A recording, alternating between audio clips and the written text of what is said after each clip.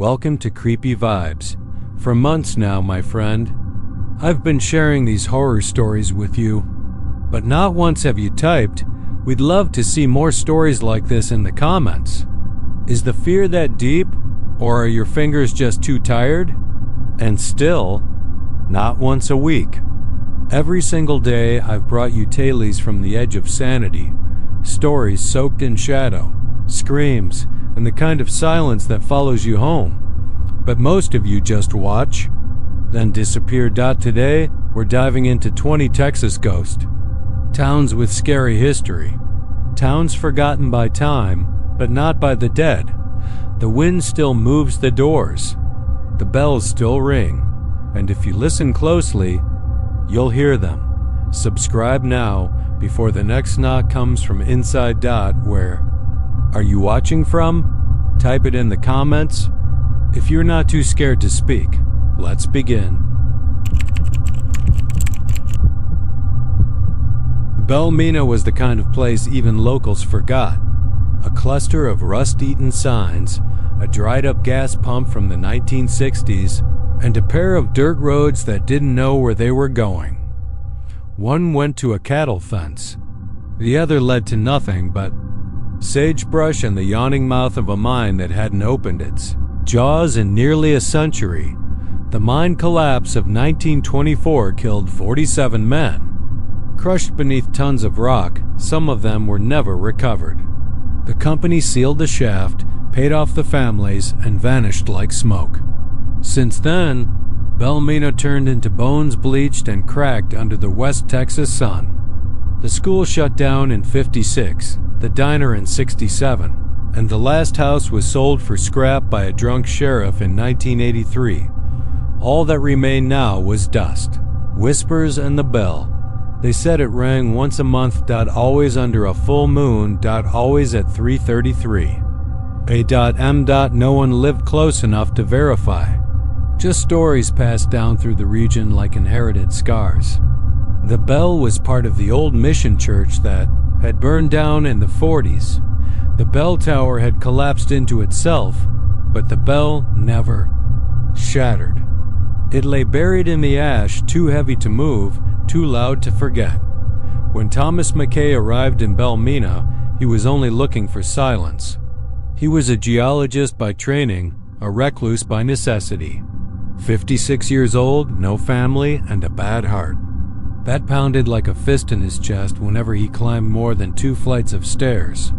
He wasn't dying, not yet, but he'd started hearing the clock tick. He bought the old surveyor's shack a mile north of Belmina for pennies on the dollar and brought only a cot, a cooler, and a dozen notebooks filled with scribbled observations about mineral compression and sinkholes. The locals at the diner and nearby. Klein told him not to go near the mine. They didn't say why. He didn't ask. It was on the third night, the night of the full moon, that the bell rang. Thomas had been asleep. Not dreaming, not restless, just asleep the way tired men are when they've been too long alone. The sound split the night like a blade, low, hollow, a single toll that made the walls shudder and the floor groan beneath him. He sat up too fast. His heart kicked once, then again. He pulled on his boots and opened the door. The night air was cold for June, still. Even the coyotes had gone quiet. The sound hadn't echoed. It had rolled, like something deep underground had stirred and pushed it up through the dirt with force. He stared out at the moonful, silver, distant. And then he heard something else. Faint, beneath the wind.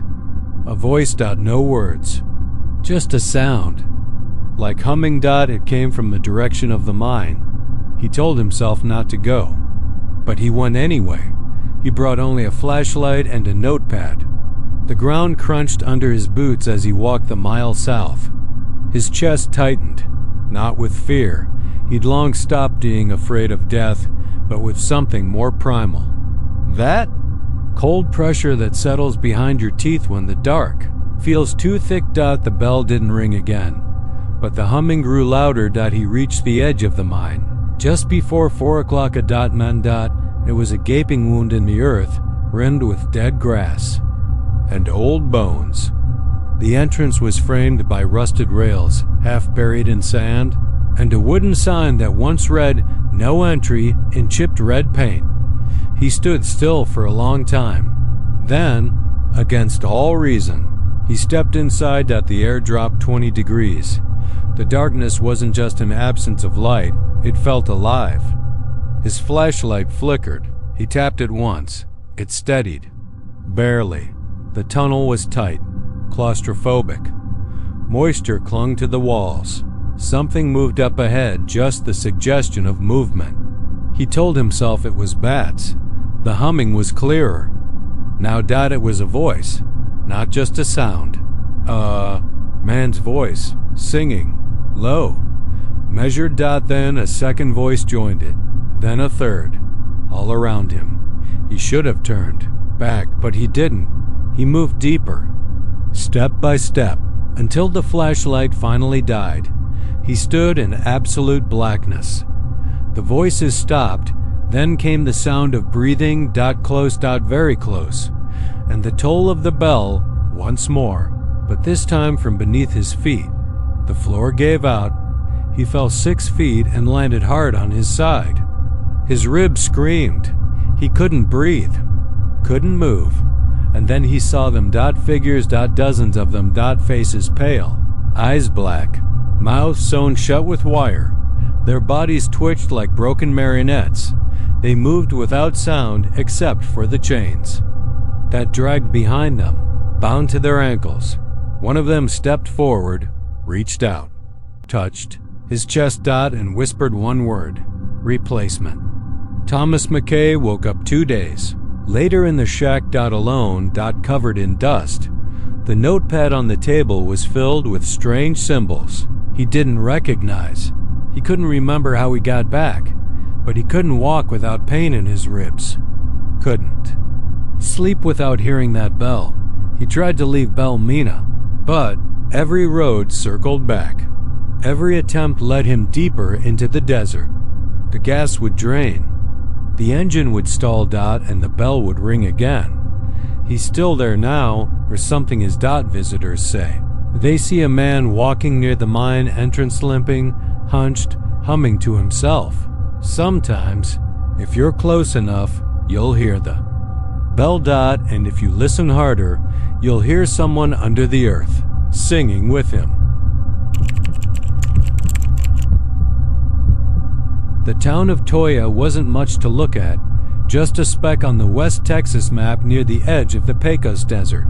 Most folks passed it by, if they noticed it at all, nothing but a scattering of weathered homes, some half-collapsed, some clinging to life through rusted air conditioners and sagging porch swings.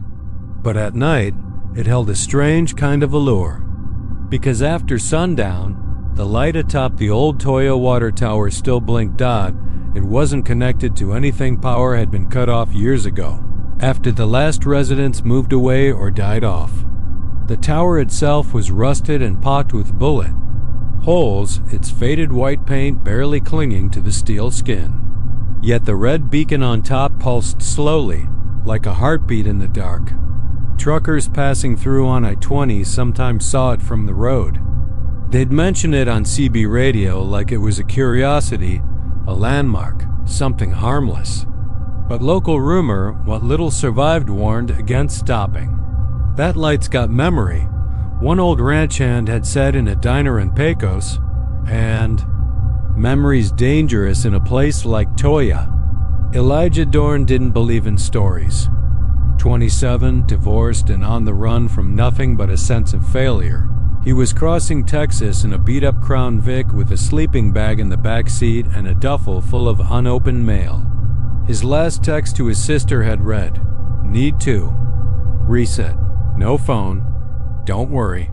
It was past midnight when he first saw the light. He'd been driving west for hours, barely noticing the transition from scrubland to desert. His phone was long dead. No GPS, no music. Just the hum of the tires and the faint static of an unused radio.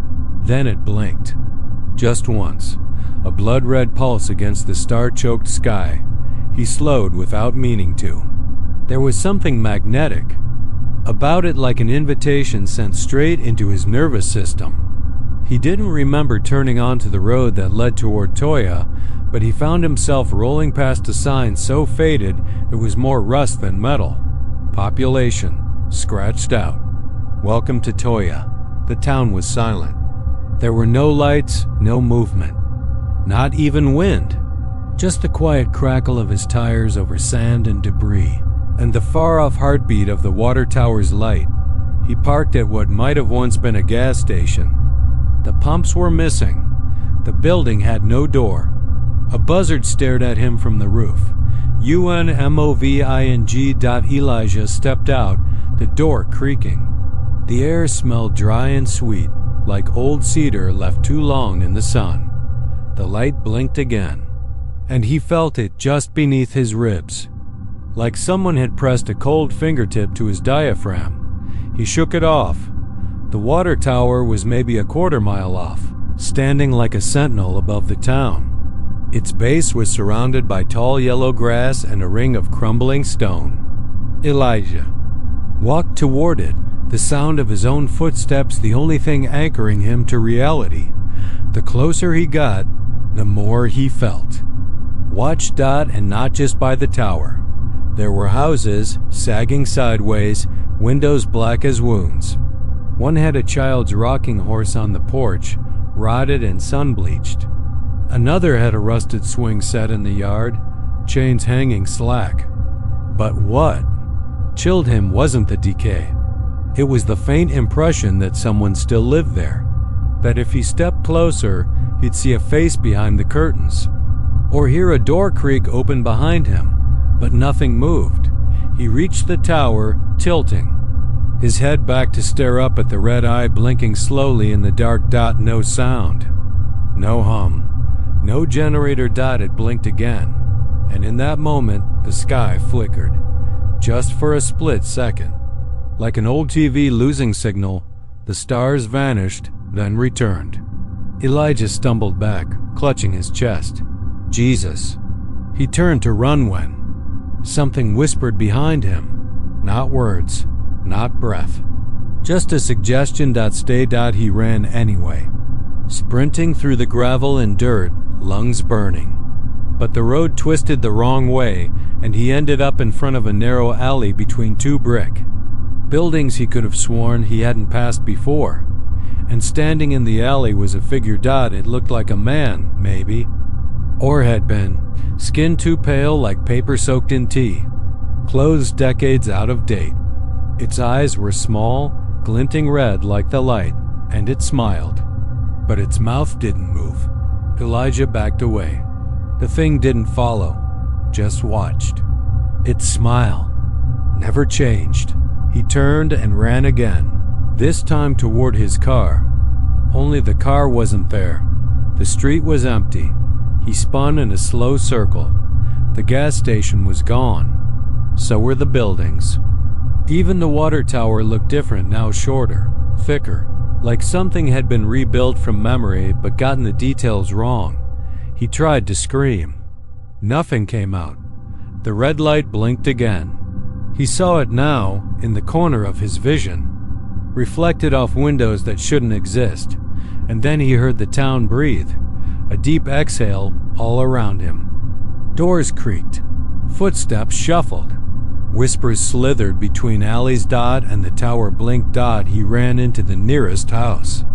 The floorboards groaned under him like they were trying to speak. He slammed the door behind him, but there was no lock, no windows. Only darkness. And in that darkness, he saw dozens of outlines, people, or the idea of people, frozen in time. Their mouths wide, their eyes glowing red, faces blurred, melted like wax too close to a flame. Then the house pulsed, like a heartbeat, like the tower. He screamed this time, and something screamed with him from inside the walls. He tried the door again.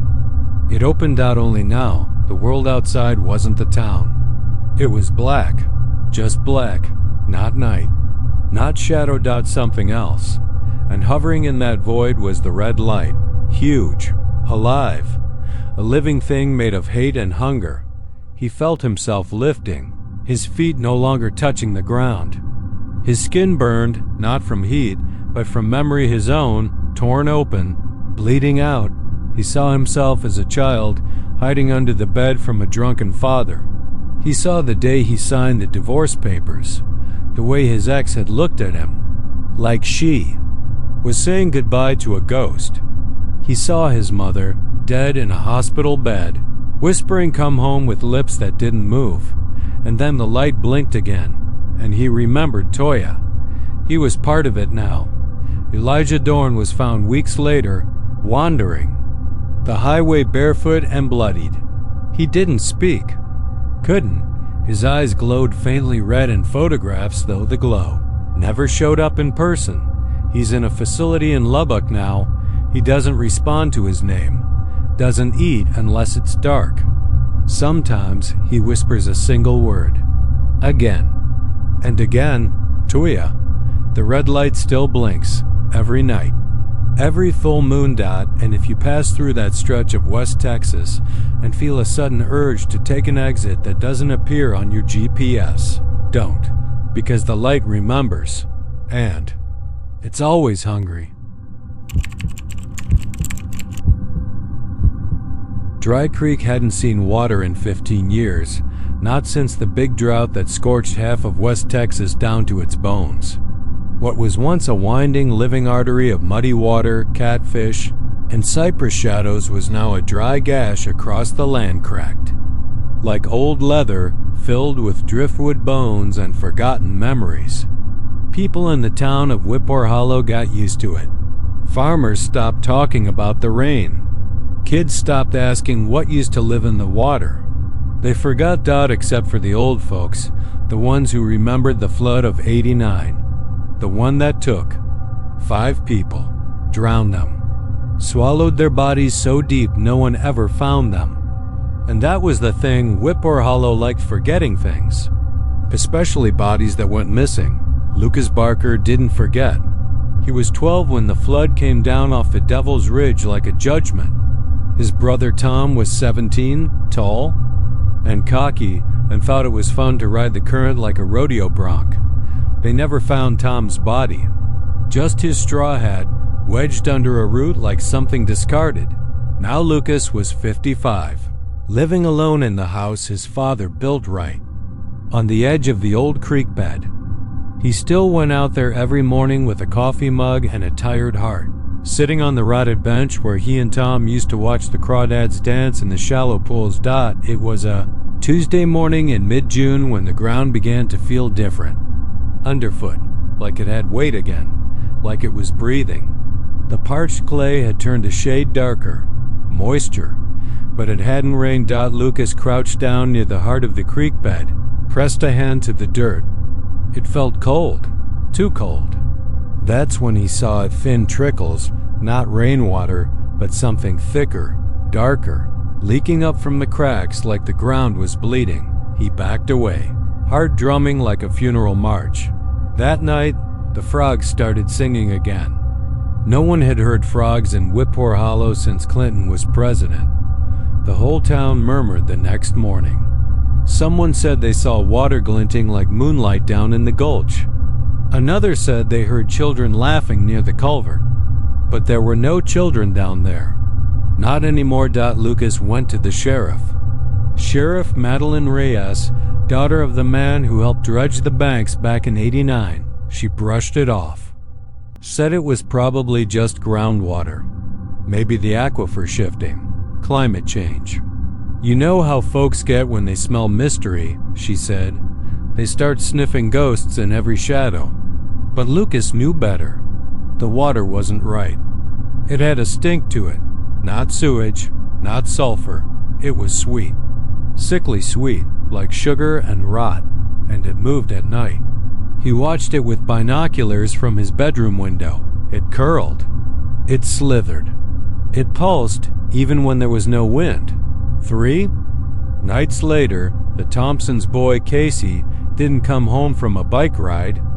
He was 10, smart kid, stayed on paved roads, but they found his bike half buried in wet silt by the edge of the creek bed. Tires sunk like he'd been riding through a swamp. Sheriff Reyes organized a search party. They found nothing. Not even footprints, but that night Lucas heard knocking. Not on the door, from underneath the floorboards. 3 slow thuds, like someone tapping a wooden coffin from the inside. He didn't sleep. Next day, he walked the entire length of Dry Creek, from the edge of his property to where it ran under the old Route 86 bridge. And sure enough, there was water again, not a trickle, a stream, black as oil, running uphill against gravity, whispering. Yes, whispering. He leaned down and listened. Words, faint, childlike, riding on the current. Come home, come back, come with us. He stumbled, backward, fell, scraped his hand on a jagged root. But the blood didn't drip onto the dirt, it slid toward the creek like it had somewhere to be. He didn't tell anyone. Who would believe him? By the end of the week, 3 more people went missing. Old Mrs. Callahan and her dog. A high school teacher named Doyle, a drifter who slept under the bridge. None of them left signs of struggle, but the creek bed was wider now, and the frogs weren't singing anymore. They were screaming. Lucas stayed up with a shotgun, salt rounds. He didn't know what good it would do, but it made him feel like he still had some say in things. That night, around 2:11 a.m., the water rose past the lower banks and touched the first post of his porch. And then the dead came. Not like zombies. Not moaning, crawling things. They walked, upright, pale, dripping with creek water and silt. Their eyes were swollen white, pupils floating in cloudy jelly, clothes torn and blackened. But their faces were familiar. Tom. He was first. Stepped out of the water like he never left. Same smirk. Same broken front tooth. He opened his mouth, and a flood of creek water spilled out over his chin, splashing onto the wooden steps. You coming, little brother? He rasped, voice like wet leaves. Lucas raised the shotgun, but then came the others. Casey, Mrs. Callahan, Doyle, and more dozens. Faces he remembered from old obituaries, teenagers, children, people who had vanished over the decades without answers. All of them reaching, wading slowly toward the porch, toward him. He fired. The salt burned through Tom's chest and he staggered. But then he smiled again, opened his mouth wider, and the others behind him screamed. It wasn't pain. It was joy. They liked it. Lucas ran. Didn't pack. Didn't grab his keys. Just ran barefoot through the sagebrush and mesquite until he collapsed. On Sheriff Reyes's front lawn, shivering, bleeding, babbling like a lunatic, she put him in a holding cell. Thought he was having a breakdown. Brought in the town doc. They gave him something to sleep. When they came back in the morning, Lucas was gone. So was the deputy on night duty, and so was the town water supply. Whippoor Hollow dried up again. Not the land, the people. They stopped talking, stopped smiling, stopped answering the phone, because at night the water crept into their homes, out of faucets, up through toilets, from under sinks. And in every puddle, faces stared back. The state sent a team to investigate. They found the creek full again, flowing steady through the heart of town. Beautiful, clean water, crystal clear, cool to the touch. They built a picnic area. They renamed it Barker Memorial Park, and the kids play there now. Every summer. Until dusk. Because at dusk, the air gets heavy. The frogs scream. And sometimes, when the light hits the water just right, you can see the drowned waiting just beneath the surface, smiling. Last call at the Marfa Saloon. The desert doesn't forget, not like people do. Sand has a way of holding on to things: boot prints, bullet casings, screams. You can bury the past under a fresh coat of dust, sure, but the wind knows better. And if you stand out there long enough, just past Marfa's Edge where the highway forgets to go, you'll feel it all trying to push back up through the grid. That's where Sheriff Denny Hargrove found himself one September evening, when the heat hadn't quite left and the sky still simmered red around the edges. He'd been born in Marfa, back when the town was nothing but ranch land and art snobs hadn't yet descended like buzzards on roadkill. He was tired now, thick in the belly and heavy in the bones. Retirement loomed like a shadow on his porch. Swing. But there was one thing he couldn't let go, not until it stopped gnawing at the inside of his skull every night. The Marfa saloon. It had been boarded up since 1926, after what folks politely referred to as the incident. Nobody in town talked about it, not anymore. The building sat on its haunches off the old dirt road, hidden behind mesquite and a crumbling signpost that once read, "Cold beer, live music, hot food." The letters had all but flaked off now.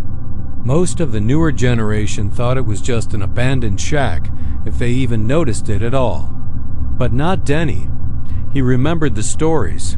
He remembered the smell of spilled whiskey on sawdust floors and the sound of music that stopped all at once. And he remembered the night in 1974 when his older brother Mikey walked in through those swinging doors on a dare and never came back out. Denny had never forgiven himself for letting Mikey go. 14 years old, full of piss and vinegar, and always looking to impress the older boys. "Just go in, grab a bottle, and get out," they told him. "Ghosts don't drink liquor." Denny waited across the road, watching the moonlight flicker in the broken glass above the doors. Waited for hours. But Mikey never came back. And when the sun came up and Denny went in looking, all he found was dust. Not even a boot print. Just that stillness. That hum in the air like something holding its breath. Now, 51 years later, something had changed. People in town whispered about lights glowing in the windows again. Some said they heard music on the wind-old swing tunes and the clinking of glasses. Last week, some out-of-towners had gone to take pictures. Their car was found the next morning, engine still running. The front doors to the saloon wide open, but the tourists? Gone, no trace, no tire prints leaving. Just empty beer bottles on the front steps that hadn't been manufactured since 1925. So Denny, out of options and out of time, packed his .38 revolver, a flask of whiskey, and his father's silver cross into his jacket. He didn't leave a note. Nobody would come looking. He didn't want them to. The door creaked when he pushed it open. Not the kind of creak you expect from rotted wood. This was sharp, almost ceremonial. The smell inside hadn't changed. It was like time had folded in on itself. Smoke, sweat, bourbon, perfume. It hit Denny like a fist to the gut. Dust hung in the air, but the bar was spotless. Table set. Lamps lit. Music filtered in from nowhere, soft and grainy like an old Victrola. A woman's voice, sultry and slow, singing about loneliness and train whistles, and they were all there. Dozens of them. Sitting at tables, standing by the bar, laughing, dancing, dressed like flappers and cowboys. Faces frozen mid-expression, like mannequins paused in the act of living. Their eyes were open. Their mouths too, in some of them. But not a single one moved, and every glass on every table was full. Jesus Christ. Denny muttered, but the words died as soon as they hit the air. The room swallowed them. He stepped inside, heart hammering, the floorboards warm under his boots like they remembered him. There was no dust on the floor. No cobwebs in the rafters. Just presence. Like the place had been waiting. The bartender stood behind the counter. Thin, clean-shaven, with a red vest and slicked back hair. His smile was too wide. Too white. "Evenin', Sheriff," he said, as if they were old friends. Denny didn't answer. He reached for the flask, took a shaky sip. "I got your brother's tab right here," the bartender said, tapping a yellowed ledger book on the counter. "Ran a little high, but he tipped real well." Denny stepped closer. The people in the bar didn't move, but he could feel them watching. Breathing, maybe. Their skin looked off. Too tight. Waxen. Preserved. "What the hell is this place?" he asked. "Just a bar, same as any," the bartender said, pouring a drink. The liquid inside shimmered faintly. "You folks always come looking. Someone's always lost something. But nobody ever leaves with more than they came in with." "I'm not here to drink," Denny growled. "I want my brother." The bartender's smile didn't falter. "He's right over there." And he was. Mikey sat in a booth near the jukebox, looking 14 forever. Same ratty baseball cap, same busted jeans. A bottle of sarsaparilla in front of him, untouched. He turned slow, as if the air resisted him. His eyes locked onto Denny's, wide, afraid. His lips moved, but no sound came out. Denny tried to run. His legs felt like syrup. The bar warped around him, the lights flickering faster. The music sped up, needle on vinyl spinning out of control. Laughter echoed through the saloon, but it was broken, glitched, like a laugh recorded over itself. 1,000 times. "Too late," the bartender whispered, voice now inside Denny's skull. He drank. "Just one sip, that's all it takes." No. Denny lunged, grabbing Mikey's shoulders. But his hand slipped through skin that wasn't skin anymore. Cold, hollow, like touching the outside of a jar. "Take his place, and he can go," the bartender said. Denny turned. The patrons were standing now, one by one. No footsteps. Just rising, watching. He looked back at Mikey, those terrified eyes, and he understood. He took the bottle of sarsaparilla, held it in his shaking hands. Mikey sobbed, and Denny drank. Change was instant. The warmth drained from his limbs. His skin tightened, dried, cracked. He couldn't move, couldn't breathe, couldn't blink. He was frozen in that moment, the taste of stale sugar on his tongue. Mikey gasped, stumbling back like he'd been yanked free. He ran. Denny couldn't turn to see it, but he felt it, his brother bolting through the door, out into the night. The saloon groaned around him.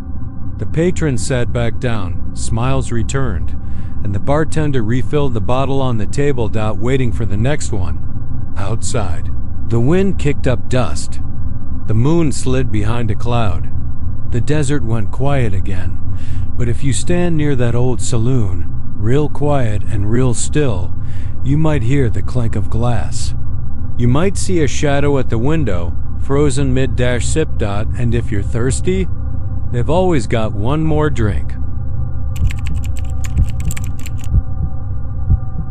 There's a house on the edge of Thurber that nobody talks about anymore, though it's still there, slumped under the weight of its own history, like a dying animal too stubborn to fall. The roof sags like a frown. The windows are smudged from the inside, like someone's been trying to claw their way out. And the upstairs window, the one directly above the crooked porch, glows faintly every night at exactly 11:42. People used to say a girl lived there, back when Thurber was something more than a whisper on the wind and a scatter of old mining ruins.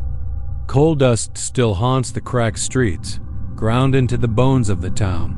But that house, it's different. Like the rest of the town got old and forgot itself, but the house remembered. And worse, it remembers her, the girl behind the glass. It started when I was 16. My cousin Jonah and I were bored the summer my parents sent me to stay with my aunt in Thurber. No movie theaters, no cell signal. Just two teenagers desperate to spook themselves into something resembling life. So we did what kids do when they're too dumb to be scared of real things. We hunted ghosts. We'd heard about the house from a boy at the gas station, who said his uncle went crazy after spending a night there. Said he screamed something about a girl who wanted out. Said he clawed his own eyes because she didn't blink. Jonah was hooked. Me? Not so much. But I followed because Jonah had always been fearless, and I'd always been stupid around him. So we waited until Friday night, snuck out through the back door, and rode our bikes past the silent graveyard of collapsed buildings and windblown trash to the edge of town. The house waited in the trees like a thing that knew your name before you said a word. We brought flashlights and an old Polaroid. We didn't speak as we got close because even Jonah, brave idiot that he was, felt it. The wrongness. Like walking into a room that's already mid-scream. The porch groaned under our feet. One of the steps had collapsed inwards, and a dead squirrel rotted where the floor gave way. It's just old, Jonah whispered, more to himself than to me. We got inside. The air was thick, like breathing through damp wool. Dust covered everything, but it wasn't the soft kind you expect in abandoned places. This dust had weight to it. It stuck to your skin. It smelled like burnt hair. The living room was empty except for a chair that faced the stairs. Just one chair. And beside it, a bowl of water, half full, green with age. The floorboards creaked under my weight as I moved closer, and I saw something etched into the wall behind the chair. DONT look. That's all it said. Jonah scoffed. Looks like someone watched too many horror movies. But even as he said it, his voice cracked. He was trying to laugh but couldn't quite get it out. We climbed the stairs, slow and deliberate, like each step was daring us to keep going. The air got colder. The flashlight dimmed, no flicker, no dying battery. Just dimmed, like the dark was pulling the light out of it. We reached the hallway, and that's when I saw it. The door to the upstairs bedroom, the one with the window facing the road, was slightly open. And from within, a soft blue glow spilled across the floor like moonlight on a lake. She's in there, Jonah whispered, and I don't know why, but I whispered back, she's always been in there. We stepped inside. The room was nearly empty. Just a child's bed with rusted iron posts and a vanity pushed against the far wall. The mirror had a long crack running down the middle. Dust coated everything, but the chair in front of the vanity was spotless. And the upstairs window, the one we'd heard about, was wide open. She's not here, Jonah said, stepping toward the window. Guess the ghost's off tonight. And then I saw her, not in the mirror, in the glass. The window pane, cracked but intact, reflected Jonah perfectly. But when I looked from my reflection, I saw a girl, pale, eyes wide, lips stitched shut with something black and wet. She didn't blink, she didn't move. But she was staring right at me. I tried to scream, but my throat closed. Jonah, I croaked. He turned, and his face went white. I don't see you, he said. What? In the window. I don't see you. I see. He stopped talking. He looked back at the mirror, then at the chair, then at me. She's behind the glass, he whispered. She wants out. I took a step back. My foot hit something soft. I looked down. There was a dress on the floor. Small, like for a child. And beneath it, bones. Tiny. Human. And the skull was split. I don't remember running. I don't remember Jonah grabbing my hand or dragging me down the stairs. I only remember the door slamming shut behind us like a breath sucked back into something starving. We didn't speak on the ride home. We never went back. 3 weeks later, Jonah stopped answering my texts. Then he stopped answering the phone. Then I got the call from his mom. He'd hung himself in his closet. No note. Just one thing carved into the wall beside him. Take my place. It's been 10 years. I left Texas. I buried the memory in therapy and booze and distance. But 3 weeks ago, I got a letter. No return address. Just a photo inside. Polaroid. Old and grainy. The house in Thurber. And in the upstairs. Window at 1142 exactly was a girl. She was staring. She wasn't blinking. And this time it was my face. The desert around Shafter didn't forget. The wind that swept across the old adobe bones of buildings remembered everything. The boots that once crushed gravel on the path to the mine, the sweltering laborers who dug deep into the earth for silver, and the scream that had started sometime in the fall of 1946 and never quite stopped. There wasn't much left of the town now. A scattering of empty homes, hollow shells scorched by the sun. The old church stood stubborn against time, but its cross had long since rusted and fallen. The mine shaft itself, officially sealed with a thick metal grate and concrete poured over the entrance, sat nestled between two limestone ridges like a wound that never closed. A rusted sign next to it read, in fading black paint, "Danger. Mine closed by order of the state." Nobody came to Shafter anymore, not really. Occasionally a photographer hoping for desert aesthetic or a ghost chaser looking to rack up views. But they didn't stay long. And they never stayed past dark. Something happened when the sun dipped behind the ridges. It started with the wind. Not the lazy kind that wandered in from Mexico, but sharp gusts that seemed to come from underground. The locals in Presidio, 17 miles away, would swear they heard it too when the night was still. The scream. Not every night, not always the same. Sometimes distant, like a man shouting from the bottom of a canyon. Sometimes close, too close, like it came from behind your walls. Benji Cruz hadn't believed the stories. He was 25, a dropout. From UTEP, working the counter at a gas station outside Marfa. When his friend Louis dared him to camp at Shafter Mine for a night, he said hell yes before the challenge had even finished leaving Louis's lips. "It's all old Mexican bullshit," he said, cracking a beer open. "Probably just wind and coyotes." He left around 3 p.m. on a Tuesday, driving his dad's beat-up Silverado. The desert shimmered around him, mirages wriggling on the highway like snakes. He had a tent, a six-pack, his Bluetooth speaker, and an old revolver he didn't know how to shoot.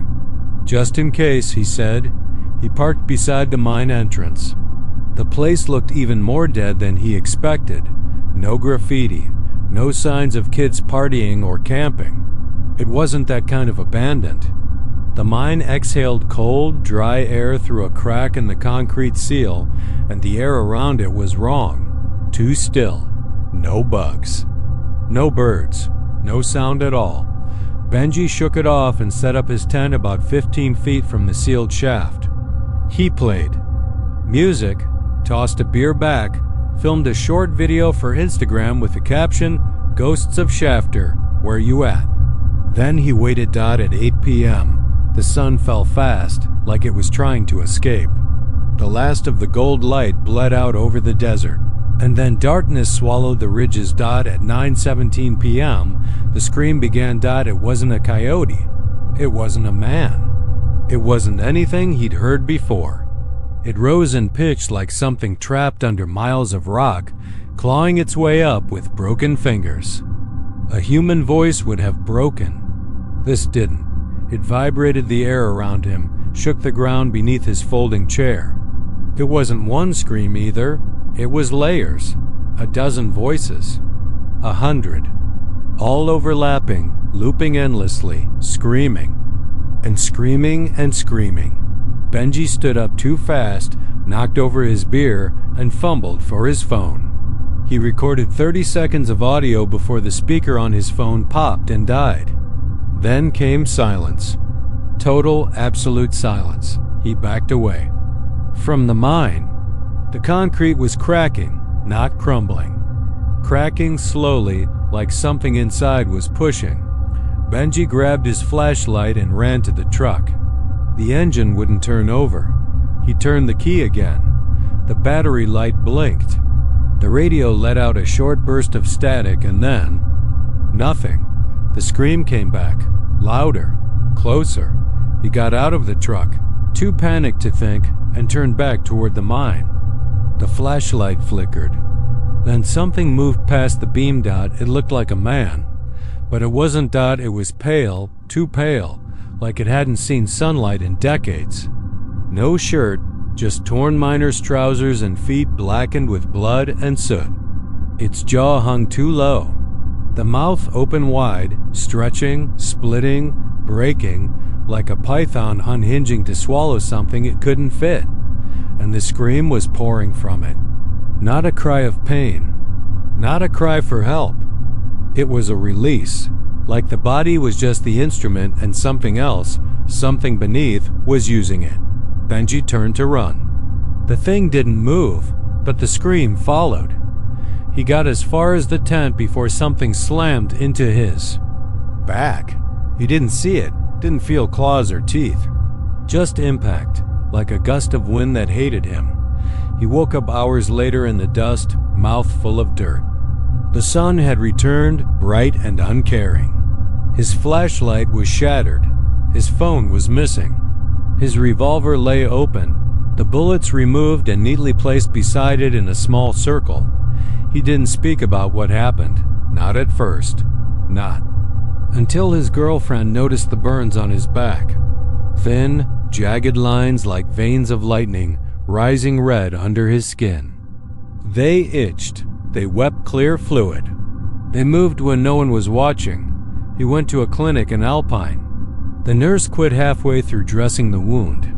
Said something in Spanish about Los Marcados, the marked ones. Benji tried to leave Texas.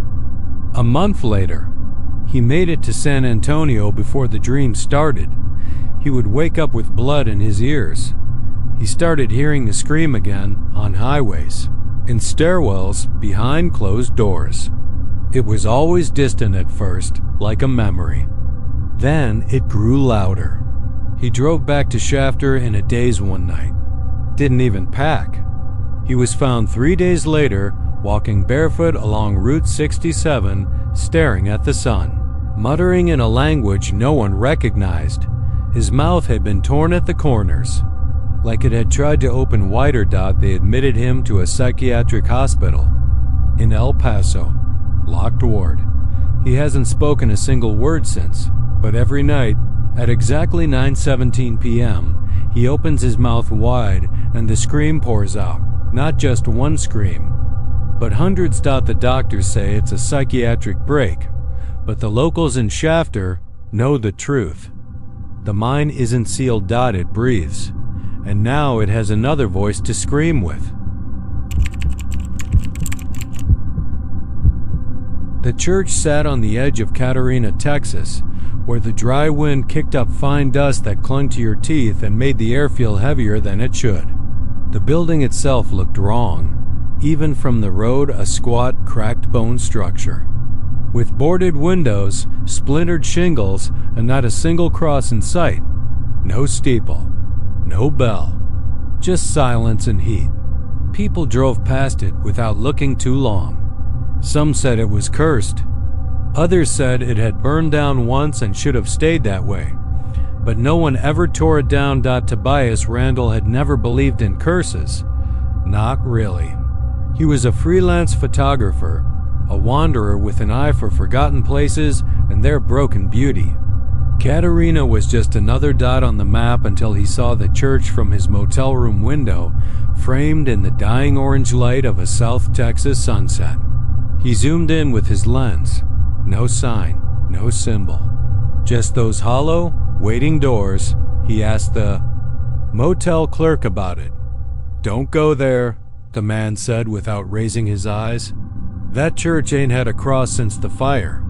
Preacher burned with his flock. Place still stinks of ash." Tobias smiled politely, but he was already thinking about the angles, the mood, the shots he could frame through the broken windows. His work thrived on silence, and nothing screamed louder in his photos than a place that tried to bury its past. He went at dusk the next evening. The sun had nearly dipped behind the hills when he parked on the shoulder and walked the quarter-mile stretch up the dirt path. No sign marked the entrance. Weeds thigh-high, brushed his legs. The building loomed larger than he expected, made of bleached wood and cracked stone, as though someone had tried to keep it alive with patchwork decades ago and then given up. The doors weren't locked. They swung inward with a low groan, revealing darkness so thick it seemed to sigh when he entered. The air inside was still too still. Not abandoned still, waiting still. The scent of burnt wood lingered beneath layers of dry rot and mildew. The pews, though blackened at their ends, still stood in uneven rows. Some had initials carved into them. A few had melted hymnals fused to their surfaces.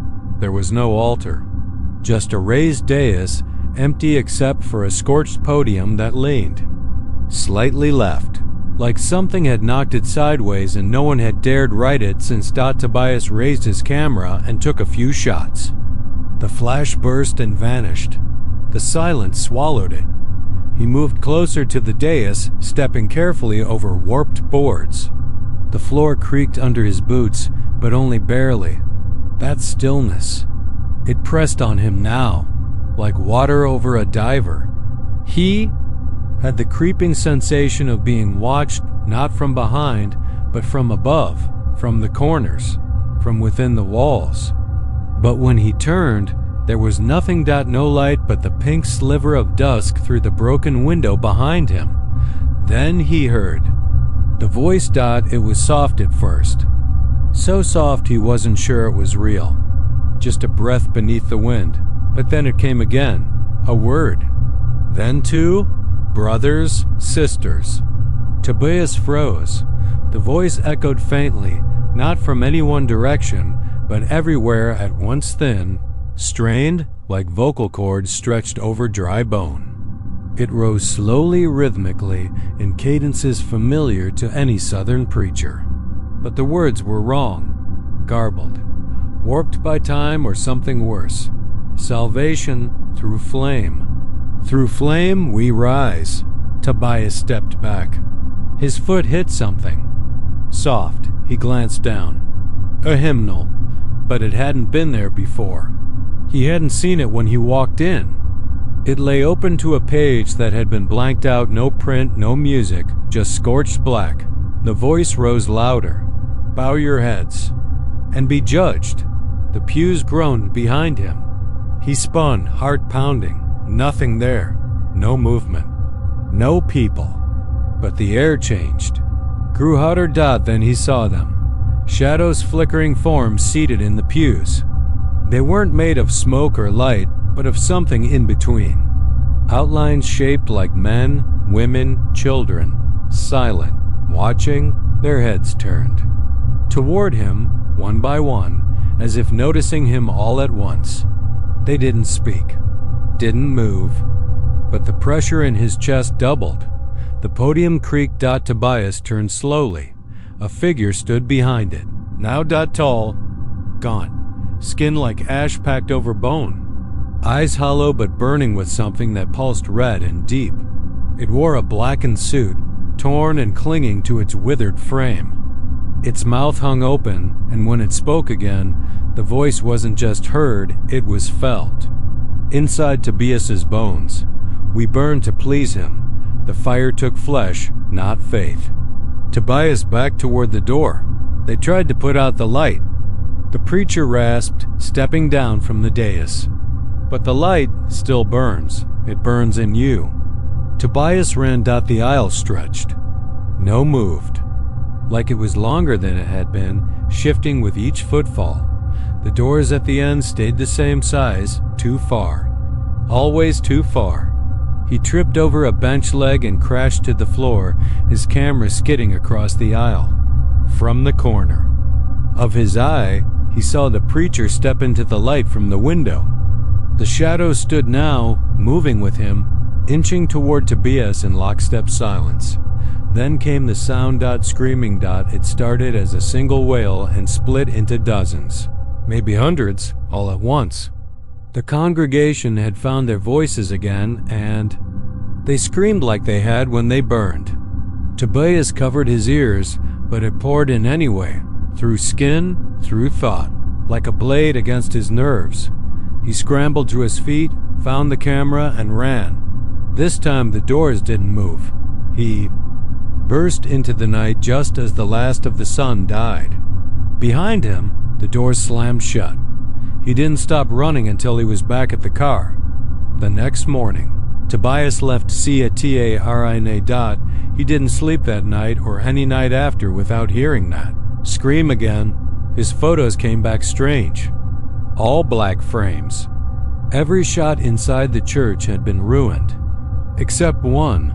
The last one he took before he ran. It showed the dais and the preacher, smiling, both arms raised, flames licking from his fingertips. No cross in sight, only ash.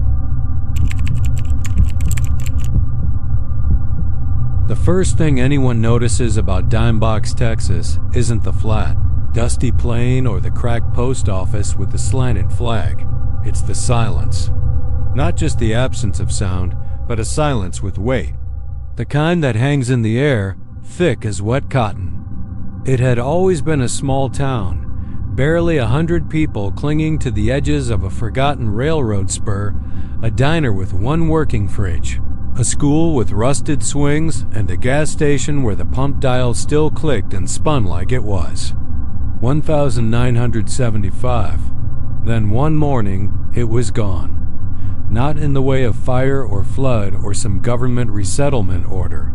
Just gone. No calls came in, no messages out, no frantic news bulletins. People stopped by to fuel up and found the station unmanned.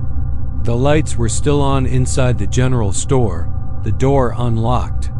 A pot of coffee bubbled on the warmer at Dottie's diner, the air still faintly smelling of burnt bacon and old grease. But there were no people, not a soul. And the strangest part? No signs of panic, no tipped chairs, no spilled drinks, no abandoned cars with doors left open. The town looked paused, like the people had just stepped out mid-sentence, mid-thought, and never stepped back in. Sheriff Hal Pendley was the first one to notice the scraping. 3 days after the town was discovered empty, he'd taken it on himself to set up camp. There with 2 deputies, Jeff and Reuben, both young, fresh-faced boys who still believed law meant order. Hal hadn't believed in much for years, not since his wife passed and the town of Giddings started folding in on itself like old maps. Left in the rain. The scraping started at night. It wasn't loud, not at first. More like a soft drag. A whisper against rock and root, coming from beneath the dry, cracked soil behind the Dimebox Chapel. At first, he thought it was just a critter, maybe an armadillo or possum, rooting around under the boards. But when he shined his flashlight down and pressed his ear to the ground, the hair on his arms stood up. It wasn't random scratching. It was steady. Rhythmic. Deliberate. He didn't tell the boys right away. Let them keep poking through the homes, tagging clothes and logging names. The houses were all occupied on paper plates and sinks, unmade beds, closets still full. He watched as Jeff leafed through a photo album left on a porch, frowning at the smiling faces of people who hadn't looked worried at all. What kind of town vanishes without taking the pictures? Jeff muttered, more to himself than anyone else. Hal didn't answer. He knew what fear tasted like, and he was starting to taste it again. That night, the scraping got louder. More urgent, and it wasn't coming from one place anymore. Hal didn't sleep. He sat on the edge of the cot they'd set up in the church vestibule, eyes fixed on the warped floorboards. Around midnight, the wood beneath him trembled, just slightly, as though something massive was shifting, slow and steady. A few feet under the floor, Reuben started screaming around too. They found him outside the schoolhouse, kneeling in the dirt with both hands pressed to the ground, sobbing. It talked to me, he kept saying. It knew my name. They got him into the cruiser and tried to calm him down, but he just kept rocking, muttering, and bleeding from both nostrils.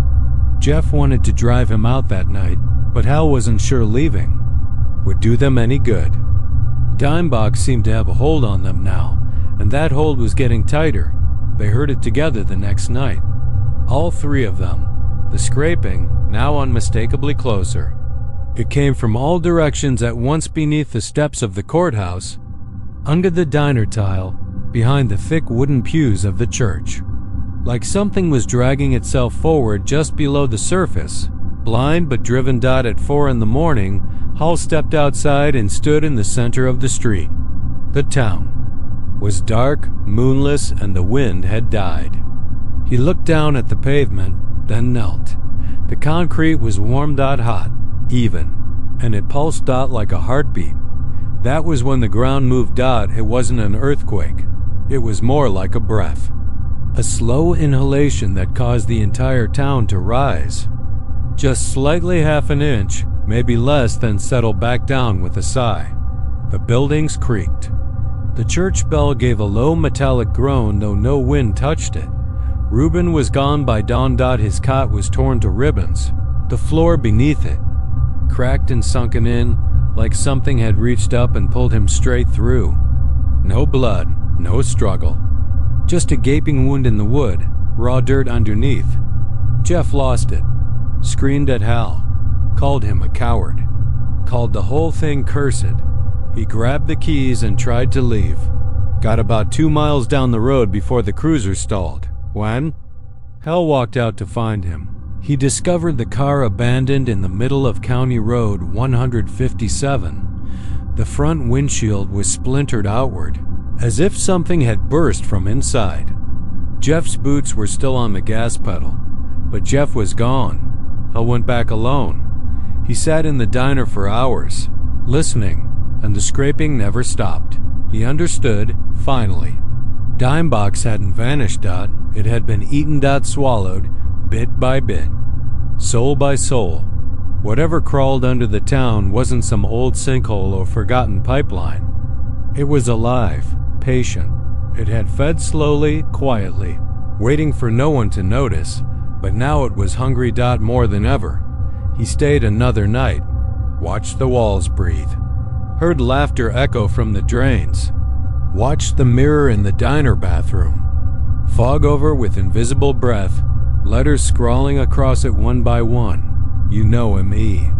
He didn't sleep after that, didn't eat, didn't leave, not because he couldn't, but because some part of him wanted to understand, and that's the last anyone saw of Hal Pendley. Dimebox remains empty, but only above ground. They say if you drive through at night, you'll hear it, the slow drag of something vast and old, scraping closer and closer to the surface. Some nights, the streetlights flicker on by themselves. The bell tolls from the chapel with no hands to ring it, and if you listen close enough, if you really pay attention, you'll hear names being whispered from under the soil. Sometimes it's yours, and sometimes it's someone calling you home. In the summer of 1994, Howard Crane drove into Barstow looking for silence. He just buried his mother in Waco, signed the divorce papers his wife mailed from El Paso, and sold his last remaining plot of land near Lake Whitney. He was a retired postal worker with nothing left to sort, no more letters to carry, and too many ghosts in the cities he used to love. He wanted the edge of nowhere, a place the wind forgot, where even the dust didn't bother to settle. Barstow offered that. A withering dot on the map between Pecos and Monahans, it had 2 gas pumps, a boarded-up diner, and a motel whose sign had lost the E and L in motel. The clerk at the front desk was a boy with greasy black hair and eyes too sunken for someone who couldn't have been more than 16. He gave Howard a key without asking questions, just slid it across the counter like a deal he didn't want to finish. The room was clean enough. No TV, no phone, and the walls were the color of bones soaked in weak tea. Howard didn't mind. He had books and a thermos of whiskey tea he brewed with too much honey and not enough care. On his second evening, as the sky grew that pale indigo, hue that only West Texas knows, He sat in the rusting lawn chair outside his room, watching the horizon bleed into the desert. It was then that he heard it faint, like something from a memory or a dream that lingered just behind the ear. Children's. Voices soft and distant. Singing at first he thought it was the wind, maybe a song stuck in his head. But it grew more distinct, fragile soprano voices rising in unison like a lullaby played on a broken record. The words didn't quite form, but the melody looped in a way that made the hairs on his arms rise. He stood. The sound was coming from the east, just beyond the dirt road that led into the older part of town. He hadn't been that way yet, didn't think there was anything worth seeing. Just the skeletons of buildings too stubborn to fall. Curiosity, or maybe something deeper, led him toward the sound. He walked for maybe 5 minutes before he saw it. An old schoolhouse. Red brick, 2 stories, windows long since shattered or boarded up. Its roof sagged in the center like the spine of a sick dog, and the bell tower missing. Its bell stood like a broken finger against the fading sky dot, and yet the singing drifted from it. Clearer now, children, singing a lullaby. He moved closer. The words teased the edge of recognition, not from anything modern, but from a place buried deep in cultural memory, lyrics whispered by prairie mothers during the Dust Bowl, perhaps, or older still. Sleep, little sparrow. The wind's gonna blow down come the stars, and up comes the crow, if you don't hush. The night'll find you and dance on your bed with the bones that groove. The front door creaked open with a gust of hot wind. He didn't remember touching it. The air inside was thick and stale, and yet colder than the evening outside. Dust motes danced in the shaft of sunset, bleeding through the broken window panes. The singing stopped as soon as he stepped. Inside, silence. Fell like a shroud. The hallway yawned before him, its linoleum curling like dried skin. A smell hung in the air, chalk, mildew, and something sharper beneath it, metallic and old. The classroom stood with doors ajar like mouths ready to tell secrets.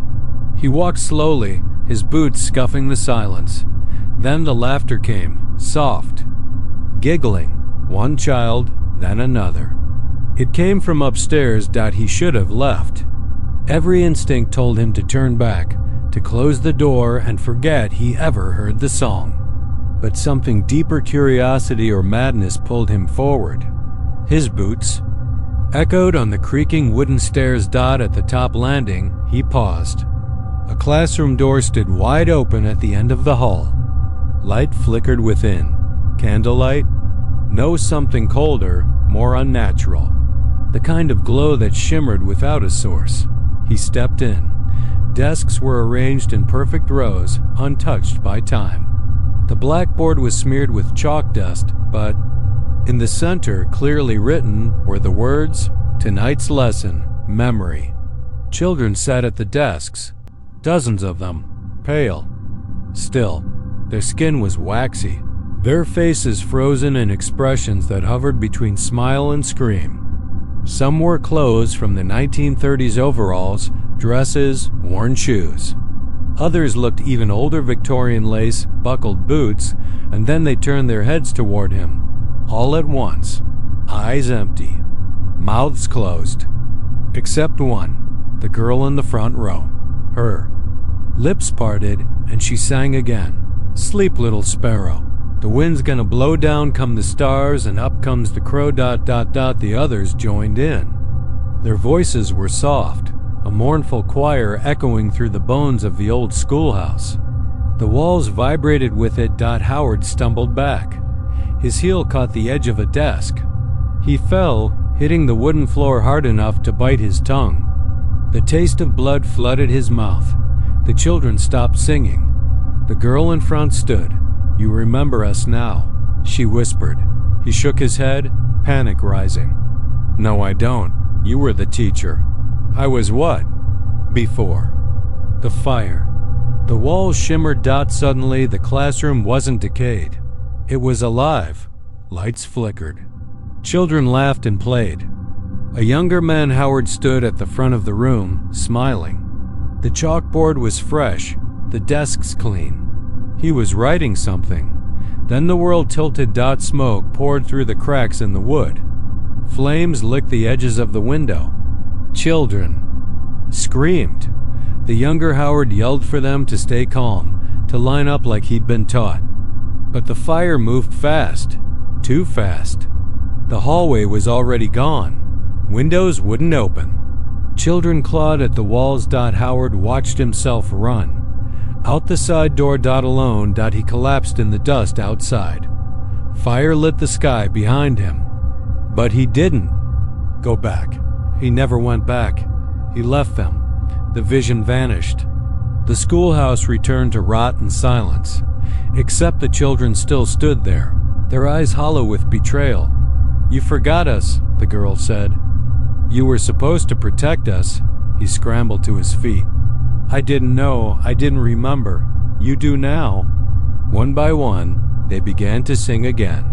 The sound rose like a tide, washing over him. "Sleep, little sparrow." He turned and ran. Down the hallway, down the stairs, out the yawning door, into the desert night. But the song followed. That night, and every night after, he heard them. Outside the motel, in his dreams, inside his ears, even when he buried his head beneath the pillow. He tried to leave Barstow. His truck wouldn't start.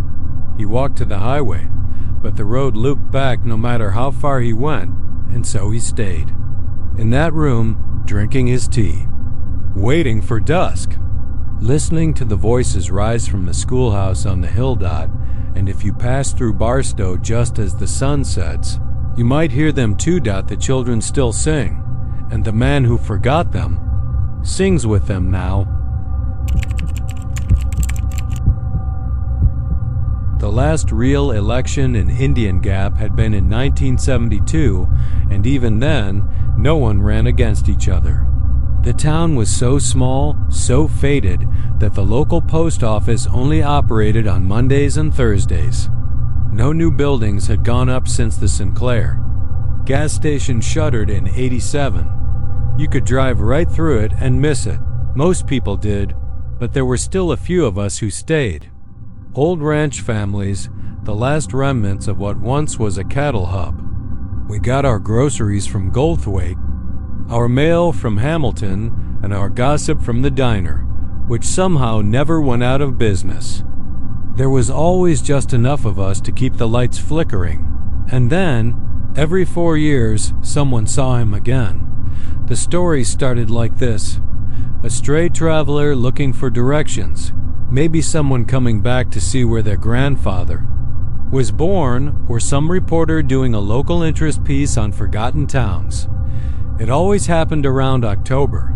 Always during an election year, they'd wander into the town hall.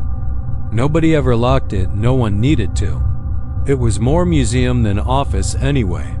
Just a dusty front room with old ledgers, faded campaign signs, a crooked flag. But then they'd say they saw someone inside. A man in an old black suit, his jacket buttoned all the way up to the neck like they used to wear before air conditioning was a thing.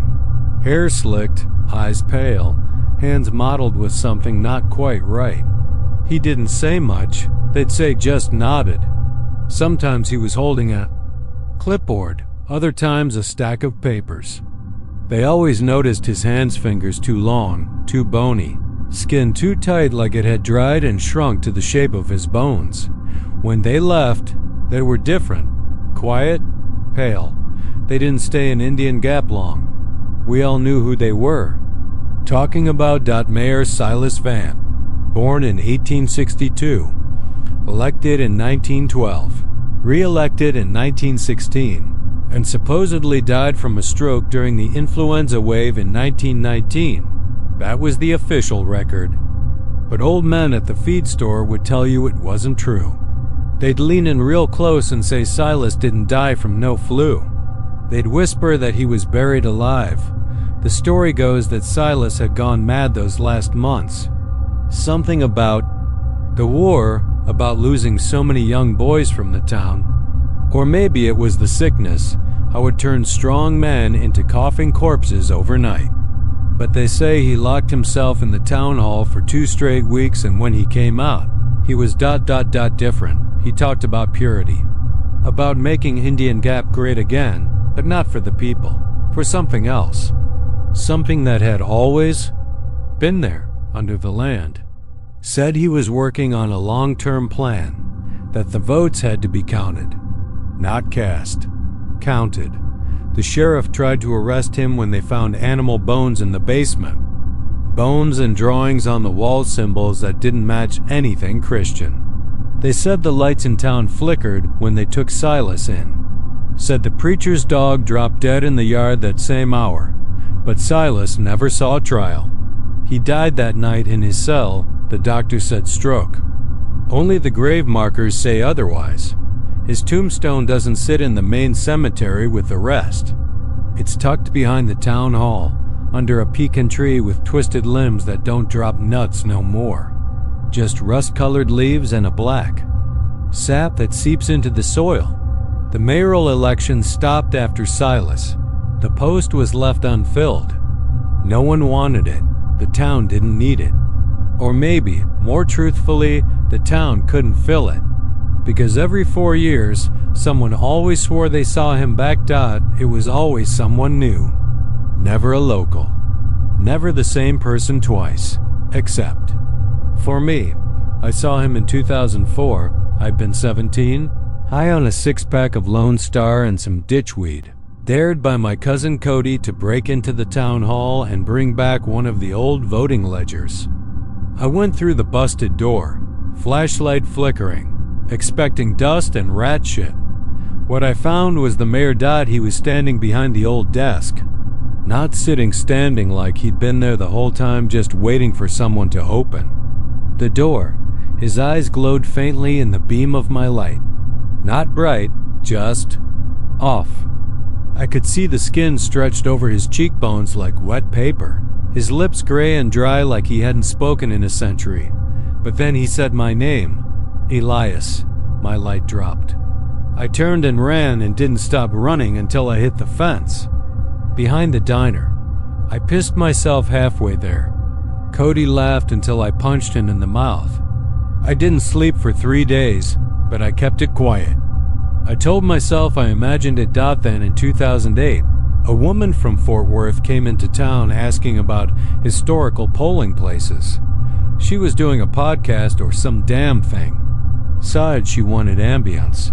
She wandered into the hall. Said she saw a man at the desk. Said he smiled. She left town that night and hit a deer on FM 218. Locals said it was strange, how her car veered into the ditch like she'd been trying to avoid something that wasn't there. Or maybe something that was. Then 2012, a grad student. 2016, a journalist. 2020, a YouTuber. For God's sake, all saw him. All described the same man. All disappeared within a year, and now it's 2024, and I've started dreaming about the town hall, not just dreaming, sleepwalking. My wife found me last week standing on the porch, keys in hand, muttering something about ballots. The dogs won't go near the hall now. They just bark from across the street and howl at that pecan tree like it's singing to them. And I've started hearing things too. Not words, not exactly. But numbers. Numbers being counted. Late at night, when the wind dies and the cicadas go quiet, I hear them. From the floorboards, from the walls, from the earth. 1, 2, 3. And each time I hear the scrape of a pen on paper, the hollow creak of the old office chair, and a whisper, always a whisper, voted. I went back there yesterday. I had to know. I told myself I'd burn it down if I saw him. I opened the door. The light was on. He was there. Same black suit, same dead smile. He didn't look up this time, just kept counting. One by one, slips of yellowed paper laid into a ballot box that hadn't moved since Hoover was president. I stepped forward. My hand trembled. I saw the ledgers. They had names. Real names. People from town. People I knew. People who never voted. And my name was there too. Checked. Counted. Dated 2 days from now. I didn't go in today. But I hear the pecan branches tapping at the window. I hear the counting. And I know when November comes, so will he. Because Mayor Silas Vance still runs this town. And in Indian Gap, no one ever really stops voting. Not even the dead. They called it a freak accident. That's what the paper said. That's what the sheriff said.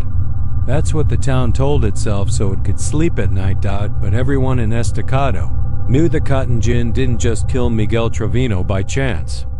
The machine took him, and it never gave him back. It happened in the fall of 1993. The air smelled like dust and old oil. The cotton yield that year had been the best in a decade. The gin ran day and night, its belts groaning like bones being pulled from sockets, gears churning so loud you had to yell just to talk over them. Miguel had been working the night shift he always did. Quiet man, steady hands, didn't drink, didn't laugh. He didn't need to. He ran the gin like it was part of him, checking each moving part by touch, by instinct, until the machine ate him alive. No one knew how he got pulled in. 1 second he was standing on the line, and the next his body disappeared beneath the steel-toothed conveyor. The emergency shutoff failed. The others said the power surged right when they tried to hit it. By the time the machine stopped, there was nothing left but blood, teeth, and cotton jammed so deep in the gears they had to cut them loose with a welding torch. They shut the place down that night, closed the gates, locked it all up. But then came the noise. First, it was just whispers. Folks living near the gin said they'd hear a low hum at night, like the belts were running again. But there was no power. The building had been stripped bare. The town refused to fund a cleanup or memorial. They just left it, forgot it, or tried to. Estacado started shrinking soon after. First the school closed, then the feed store, then the gas station. By the time Joel Bannister came back in 2021, there was nothing left but boarded windows, creaking signs, and memories that smelled like diesel and heat stroke. Joel hadn't planned on returning. His mother's death dragged him back.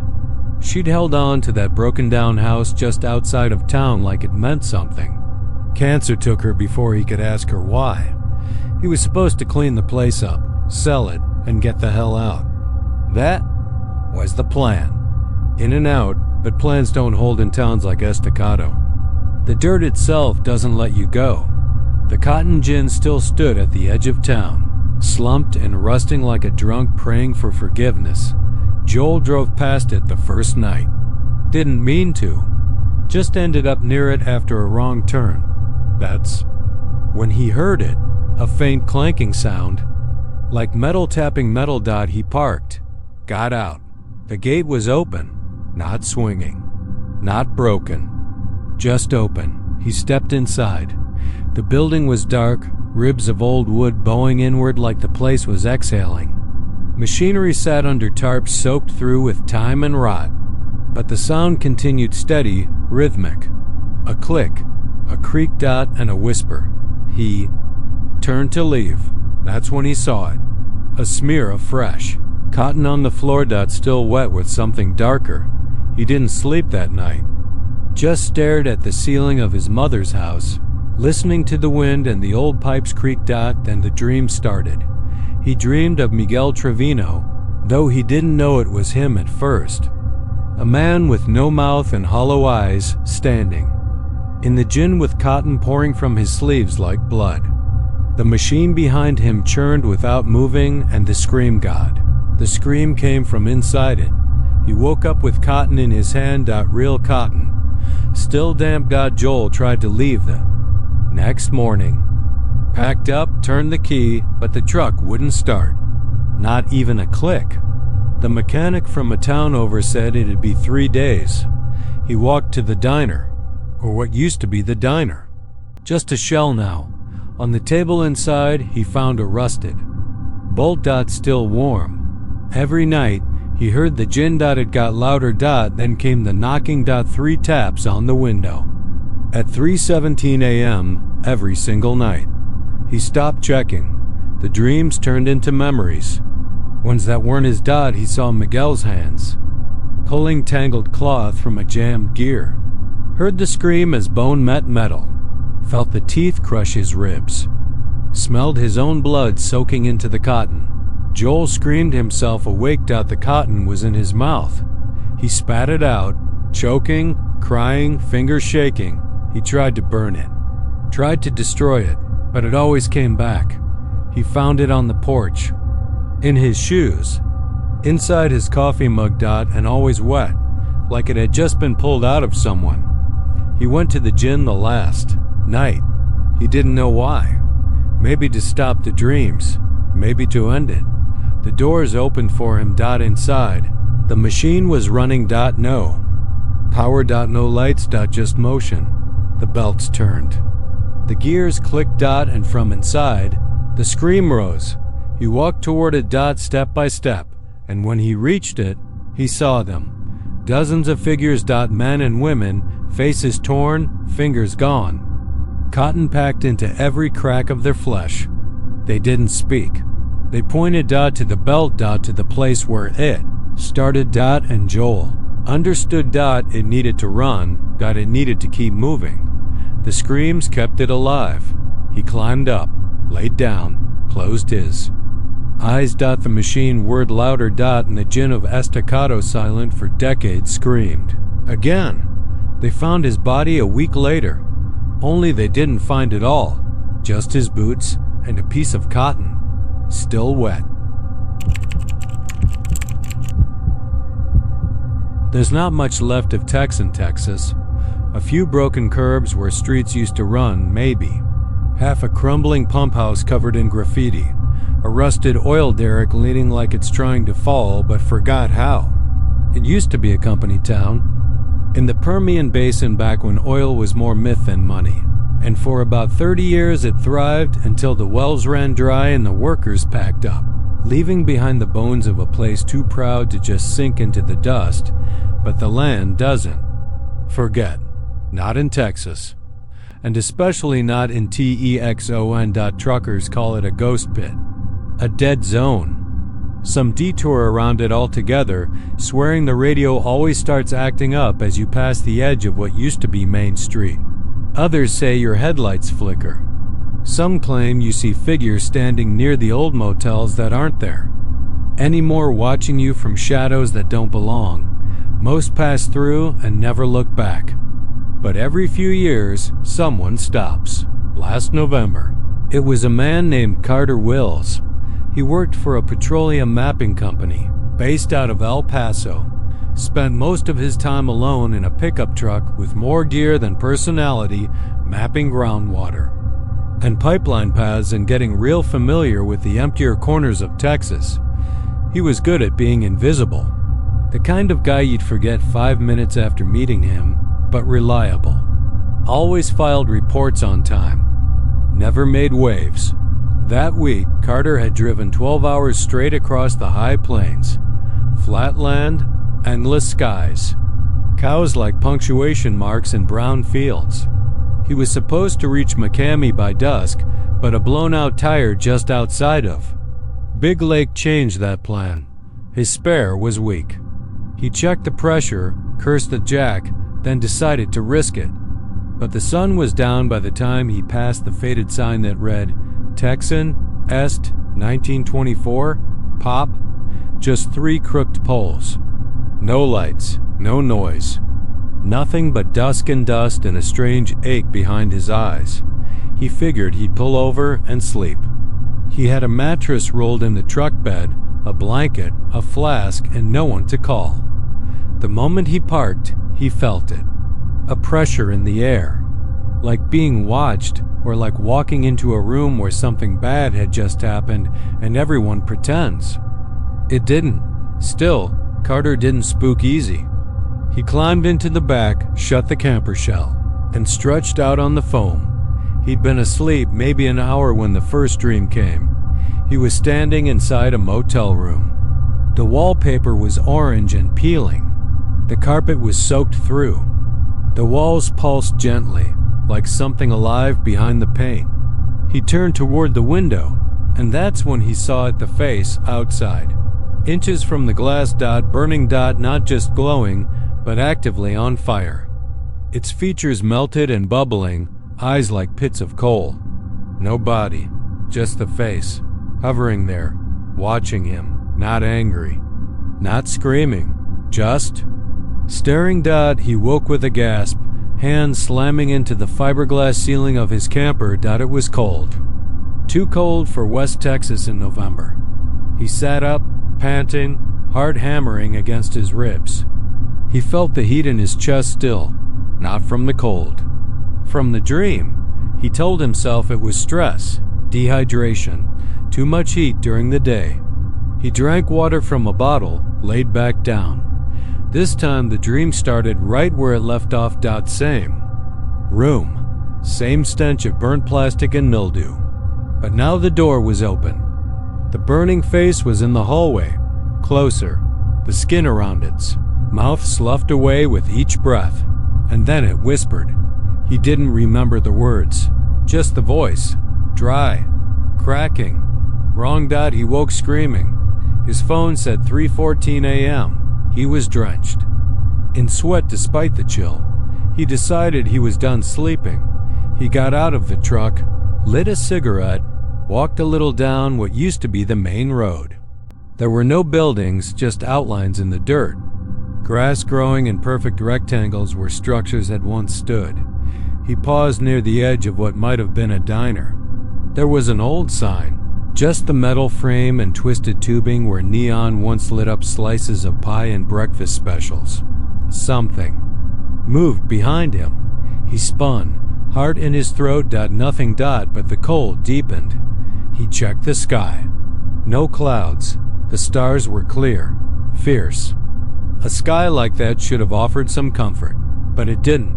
It felt like the stars were watching, waiting. He went back to the truck. He didn't try to sleep again. But at some point, the world dimmed. Maybe a blink too long. Maybe just closing his eyes, and he was back. Back in that motel room that no longer existed. This time, he couldn't move. The burning face floated above him, lips parted. Smoke poured from its nose like it was breathing through an open furnace. And then he remembered something strange. Carter had never been to Texan before. But he knew this room, knew the way the bed creaked, the buzz of the fluorescent light, the blood stain under the rug that no one ever cleaned. He'd been here, but when? The burning face drew closer. He screamed, but the sound was swallowed. Like the room was muffled from the inside out, and the voice returned. This time, it said a name. You left me. He woke. Morning. Sky soft. Wind mild, but the truck had moved. Just 10 feet. Just enough to be unmistakable. Tire marks curved in the dirt like someone had pushed it forward. The doors were locked. Nothing stolen. Keys still in his coat pocket. He packed up and drove fast. Not even looking in the mirrors. At the tire shop in McCamey, the man behind the counter glanced at his paperwork. Texan? The man said, frowning. Carter nodded. Sleep out there? Carter hesitated. Yeah. The man just shook his head. Don't. It was only days later, while back in El Paso, that Carter looked through some old company records board, trying to place the memory of the motel. He searched Texan. Found nothing about active buildings. No running water since 1973. No standing structures. But there was a death record. A man named Elias Boone. Died in Texan 1962. Burned alive in a hotel fire. Motive unknown. Cause self-immolation. Witness. Reports said he walked into room 4B with a jerrycan and matches. The night clerk said he never screamed, just stood still. As if he wanted to be fire, there was a grainy photo attached. charred remains in an unrecognizable shape, except for one thing: the face, or what was left of it. The socket still glowed faintly, the film discolored around the edges, as if it too had caught fire decades later. Carter doesn't sleep much now. He drives only in daylight. He's never taken another route near Texon. But sometimes, when he's drifting off in a hotel room somewhere in Lubbock or Odessa, he feels the temperature drop, smells something burning, and he knows if he opens his eyes, he'll be back in that motel room, because the motels are gone, but the rooms are still there. And the face waits for the ones who left, for the ones who return, for anyone foolish enough to sleep in Texan. There's a long stretch of farm road out past Barwise, Texas, nothing but dust, rust, and whispers. Most people forget the place even exists unless they're from there, or unless they've had to take FM 784 on the way to Lubbock and missed the turnoff. Even the state forgot about Barwise. They stopped repaving the roads years ago, stopped replacing street signs, stopped updating maps, but people live there still. Scattered folks, farmers mostly, reclusive types, the kind who know the land by the way it smells before rain, or the way the wind shifts, just before something unnatural walks through it, and something does walk through it. They call him the dust-man. Nobody knows when the story started, only that every family in Barwise has passed it down like a funeral recipe. He's not a ghost exactly, not a man either, something in between, something made of what's left after hope dies and time forgets your name. He walks the road at midnight, always barefoot, always blind. And if you stare too long, they say, if you let him feel your eyes on him, he'll stop, he'll turn his head, and he'll remember your name. The people who meet his gaze don't vanish, not right away. That's the worst part. They linger, days, sometimes weeks, but something in them begins to hollow out. Their voices go soft like old tape recordings. Their skin dries, cracks, and then one morning there's nothing left in the bed but a fine layer of gray dust, maybe a set of footprints by the door. Maybe not. Nobody dares sweep it up. All this didn't mean much to Hallie Norwood when she first moved in. She was a nurse practitioner from Fort Worth who'd married into the Dryden family, one of the oldest ranching names in the area.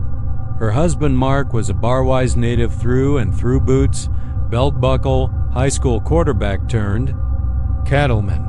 He wasn't much for talk, but he loved her and meant well. That was enough for her, at least for the first couple of years, but Barwise wore on people. It chewed on them like the wind chewed on the siding of the old cotton gin that leaned over the highway like a drunk preacher. It started with the dust. Hallie had never seen anything like it. The wind would blow in from the north, and by morning there'd be this strange, thick film coating the porch, the windows, the bed frame inside like ash, but not from fire. It clung to the corners of the house, inside light sockets, behind. Mirrors. Mark told her it was nothing. The land remembering, he said, whatever that meant. She thought maybe it was mold, but it was dry as bone. Sometimes it moved on its own. One night she swept a pile of it off the back porch, and the next morning it was back, only this time the footprints were there. Small, narrow, bare. She blamed the raccoons at first, then coyotes. But something about the shape was off, toes too long, arches too shallow. And the prints led to the door. Mark refused to talk about it.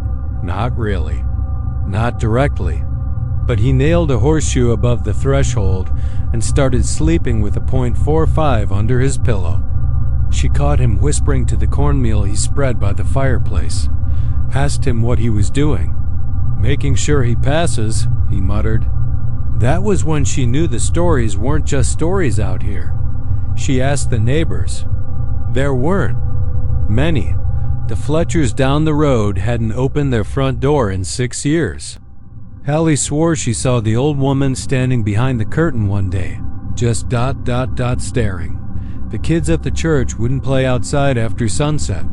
The preacher stopped doing midnight services altogether, and then came the man on the road, It was a Tuesday night when Hallie saw him. She had been up late, couldn't sleep. Mark had taken the truck into town and hadn't come back. She thought maybe he'd gone drinking again. She stood on the porch with a mug of weak coffee, staring out over the mesquite and barbed wire, letting the wind cut through her hair like little razors. That's when she noticed it, the figure walking the center line of FM 784. No flashlight. No shoes, bare-chested. Dust clinging to his skin like a second coat of flesh. His head jerked slightly with each step, like he was listening to something distant. His eyes were shut tight. Face tilted to the stars. She should have gone inside. She knew that later, but something about him made her freeze. It wasn't fear, not at first. It was recognition. She'd seen that face before. In her wedding photo. He was standing in the background, behind the pastor, just out of focus. She'd thought it was a trick of the light. Mark said it was probably one of the ranch hands. But there was no mistaking the jawline, the scars along the ribs, the way the dust swirled in little cyclones around his feet even when the wind stopped blowing. The dust man, and he had stopped walking. He was facing her porch now, eyes still closed, arms at his sides, breathing slow, deep. She backed toward the door. Then he tilted his head, just slightly, and smiled. Her name fell out of his mouth, soft and broken like a secret. Hallie? She slammed the door and threw the bolt. When Mark came back the next morning, he was different. Quiet, empty-eyed, like he'd left some part of himself on the road. She tried to touch him. He flinched. That night, he sat in the living room and didn't speak, just stared at the wall. Dust gathered on his shoulders, on the rim of his glass. Inside his ears. By morning, he was gone. No note, no truck tracks, just a bare pair of footprints in the dirt leading back to the road. Hallie tried to leave, packed a bag, called her sister in Abilene, but her car wouldn't start. Battery was fine. Tank was full. It just wouldn't turn over. The engine was clogged with dust. Even the oil dipstick came out gritty. She walked 5 miles to the next house. Nobody answered. No lights. Just a film of dust on every window, every mailbox, every child's swing set. And the wind constant now carried something with it. Names. Soft. Murmuring lost. She heard her mother's name, long dead. Her sister's. Her own. At night, she kept every light on. But the power flickered more with each hour. And the dust grew heavier. It fell from the ceiling like rain. It seeped from the air vents. It stirred in the corners of her vision. And the dust man walked. She watched from the upstairs window as he passed each night, his steps measured, slow, deliberate. Sometimes he whispered, sometimes he just listened. But he always paused by her gate, and each night he got a little closer. On the 7th night, she stopped sleeping. On the 8th, she opened the door. He was waiting. She stepped out barefoot. So did he.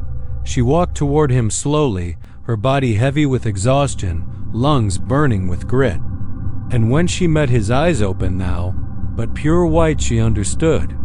He remembered everyone who had lived in Barwise, everyone who had been forgotten. And now, so would she. The dust took her gently. And in the years that followed, travelers would sometimes see a woman on the side of FM 784 at night barefoot, blind, whispering the names of people they loved but hadn't thought about in years, and they'd feel something pull at their memory. Something dry, something familiar, something waiting to be remembered. Every little town in Texas has a place it doesn't talk about. Not out of fear, necessarily, but out of some old, inherited instinct. Like when a dog growls at a patch of empty floor. People know when to leave certain things alone. And in Cheapside, what was left of Cheapside? Anyway, that place was the old Bellamy General Store. It had been boarded up for decades. Long enough for the roof to rot, for ivy to claim the walls, and for people to start making jokes about it over beers at the fire station. There hadn't been a Bellamy in town since Lyndon Johnson was still shaking hands. The last of them, Reuben Bellamy, died in 1967, hunched over the counter with his chest caved in like someone had grabbed his heart and squeezed. They buried him in the churchyard and closed the store the next day. Nailed it shut.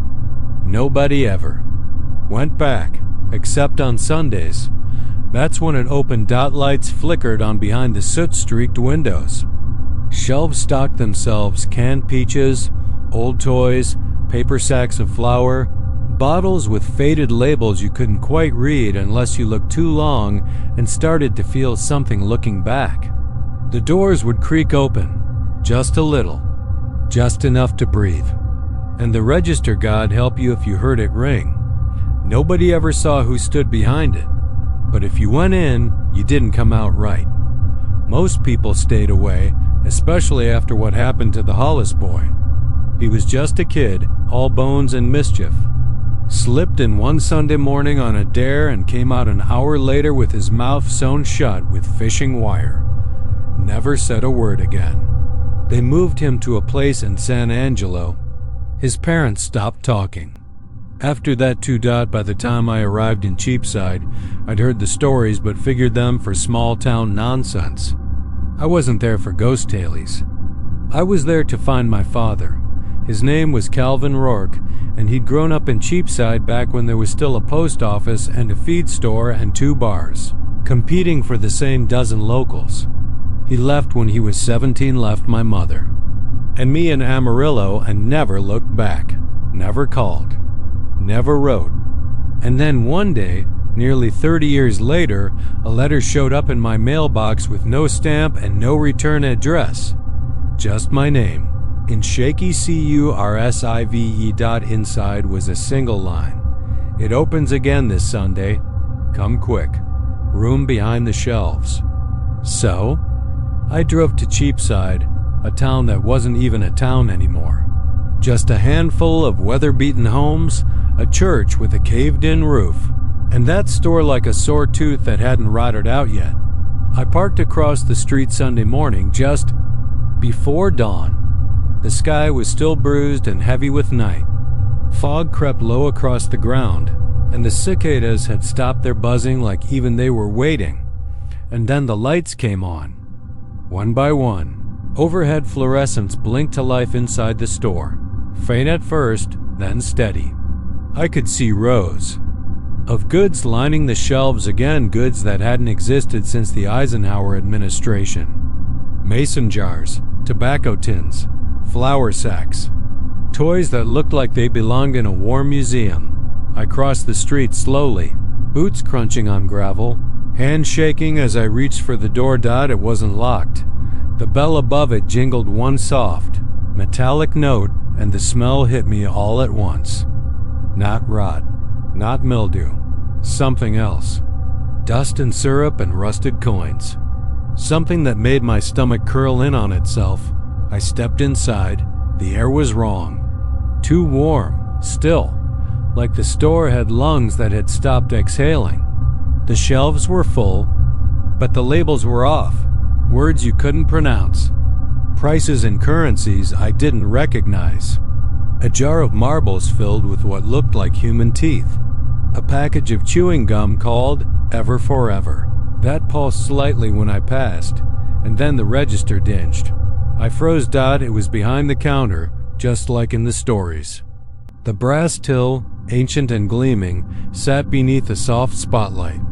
Number. One stood behind it, but I could feel the weight of eyes. My scalp prickled. I took a step forward and then another. The floorboards beneath me groaned like they knew me. like they remembered something. I didn't. There was a door behind the counter, half open, dark as coal inside. I walked to it. There was no handle, just a faint outline. I pushed it gently and it swung inward without resistance. Inside was a staircase, wooden, narrow, spiraling downward into nothing. I didn't bring a flashlight.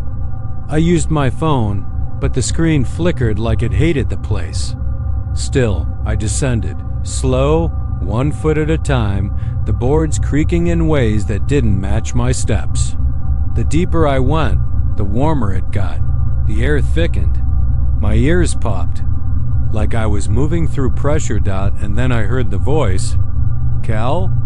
It was faint, hoarse, desperate. "Dad?" I called out. My voice didn't echo, it just vanished. Like the walls ate it, I reached the bottom, but there was no room. Just more hallway, cramped, slanted, covered in what looked like peeled wallpaper made of dried skin. Things moved beneath it, just slightly, and the voice came again. "Behind the shelves, ... I followed it. Time didn't move down there. Could have been minutes. Could have been years. I found doors that led to nothing but reflections of myself, twisted in ways mirrors shouldn't twist. I found a pantry full of jars, each labeled with a name. The labels were wet. And then I saw him. My father. He stood in a small room, dimly lit by a single red bulb. His hair was white now, his eyes sunken. He hadn't aged normally. It was like something had been feeding off him slowly. Pieces missing, but not flesh, something deeper. "You got the letter," he said. I nodded. My mouth was too dry to speak. I tried to leave. Thought I could bargain. Store doesn't work that way. "What is this place?" His eyes darted to the walls, then back at me. "It's a mouth, son. A mouth that looks like a store. You walk in thinking you'll get something, candy, answers, whatever. But you're just feeding it." I stepped closer. "We're leaving, now." He laughed, cracked and hollow. "You can leave. That's the deal. 1 in, 1 out. Has to be family." The red bulb pulsed. The floor beneath me breathed. "Go," he said, "before it changes its mind." I shook my head, but he pushed me hard, too hard for an old man. I stumbled backward into the dark through a door I hadn't seen. It slammed behind me. When I woke, I was lying on the floor of the store. The lights were off. Dust was everywhere. Cobwebs. Empty shelves. Like it had been closed for decades again. I stumbled outside into daylight. The street was empty. Birds chirped. A breeze rattled the sign. I turned back. The store was boarded shut. I screamed.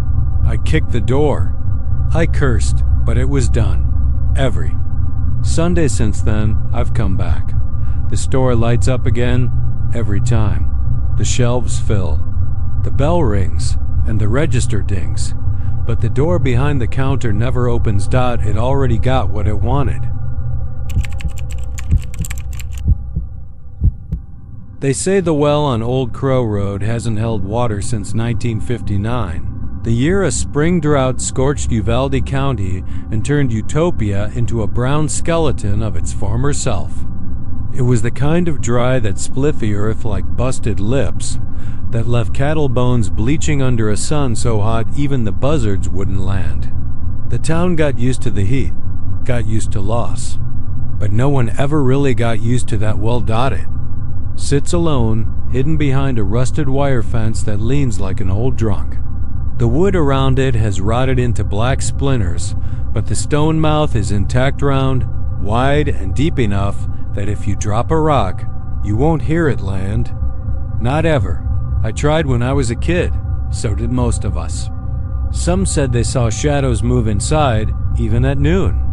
Others swore they heard whispers, not in a ghostly, tragic wail sort of way.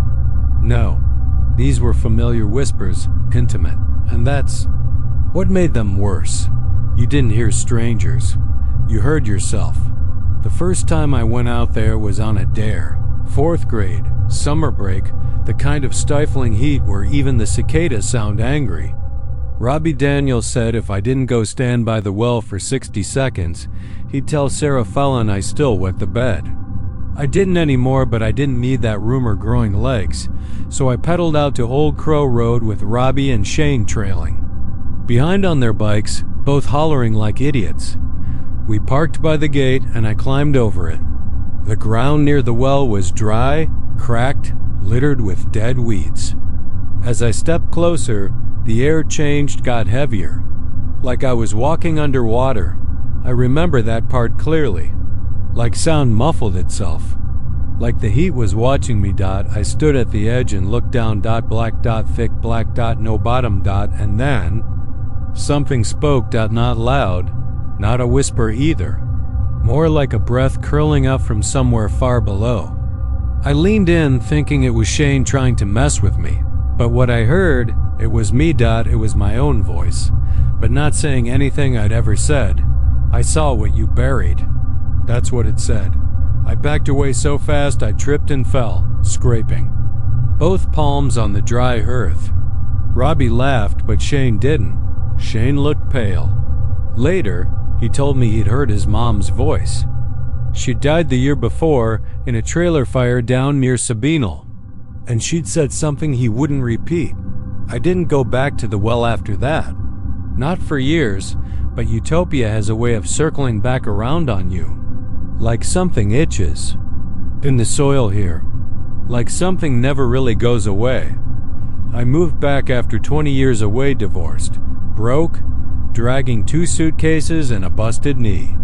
My dad had died in the same house he was born in, and the land was all he left me. I thought I'd sell it, maybe get a trailer up near Bandera, somewhere close enough to civilization to pretend the world still turned. But Utopia doesn't like being forgotten. The well was still there, and it still whispered. It started again. On the 3rd night, around 2 a.m., a sound like wind scraping glass. I thought it was the oak trees outside, but then I heard it again, faint, dragging across the floorboards like wet fingers. When I got up and checked the house, everything was still. My clock blinked 2:14 in that soft red glow. That's when I heard it. Jacob. My name, not a whisper, not loud. Just said like someone had been thinking it for a long time. I froze in the hallway. Tried to tell myself it was a dream. I'd just been through too much grief, fatigue, the weight of returning home to a ghost town where no one remembered you. But then the voice said it again. Jacob, I remember what you did. And it wasn't coming from the house. It was coming from the direction of the well. I didn't sleep that night. The next morning, I went to the sheriff's office just to see if anyone else had heard things. Charlie Mayfield was sheriff now, just like his daddy before him. He looked older than sin and twice as bitter.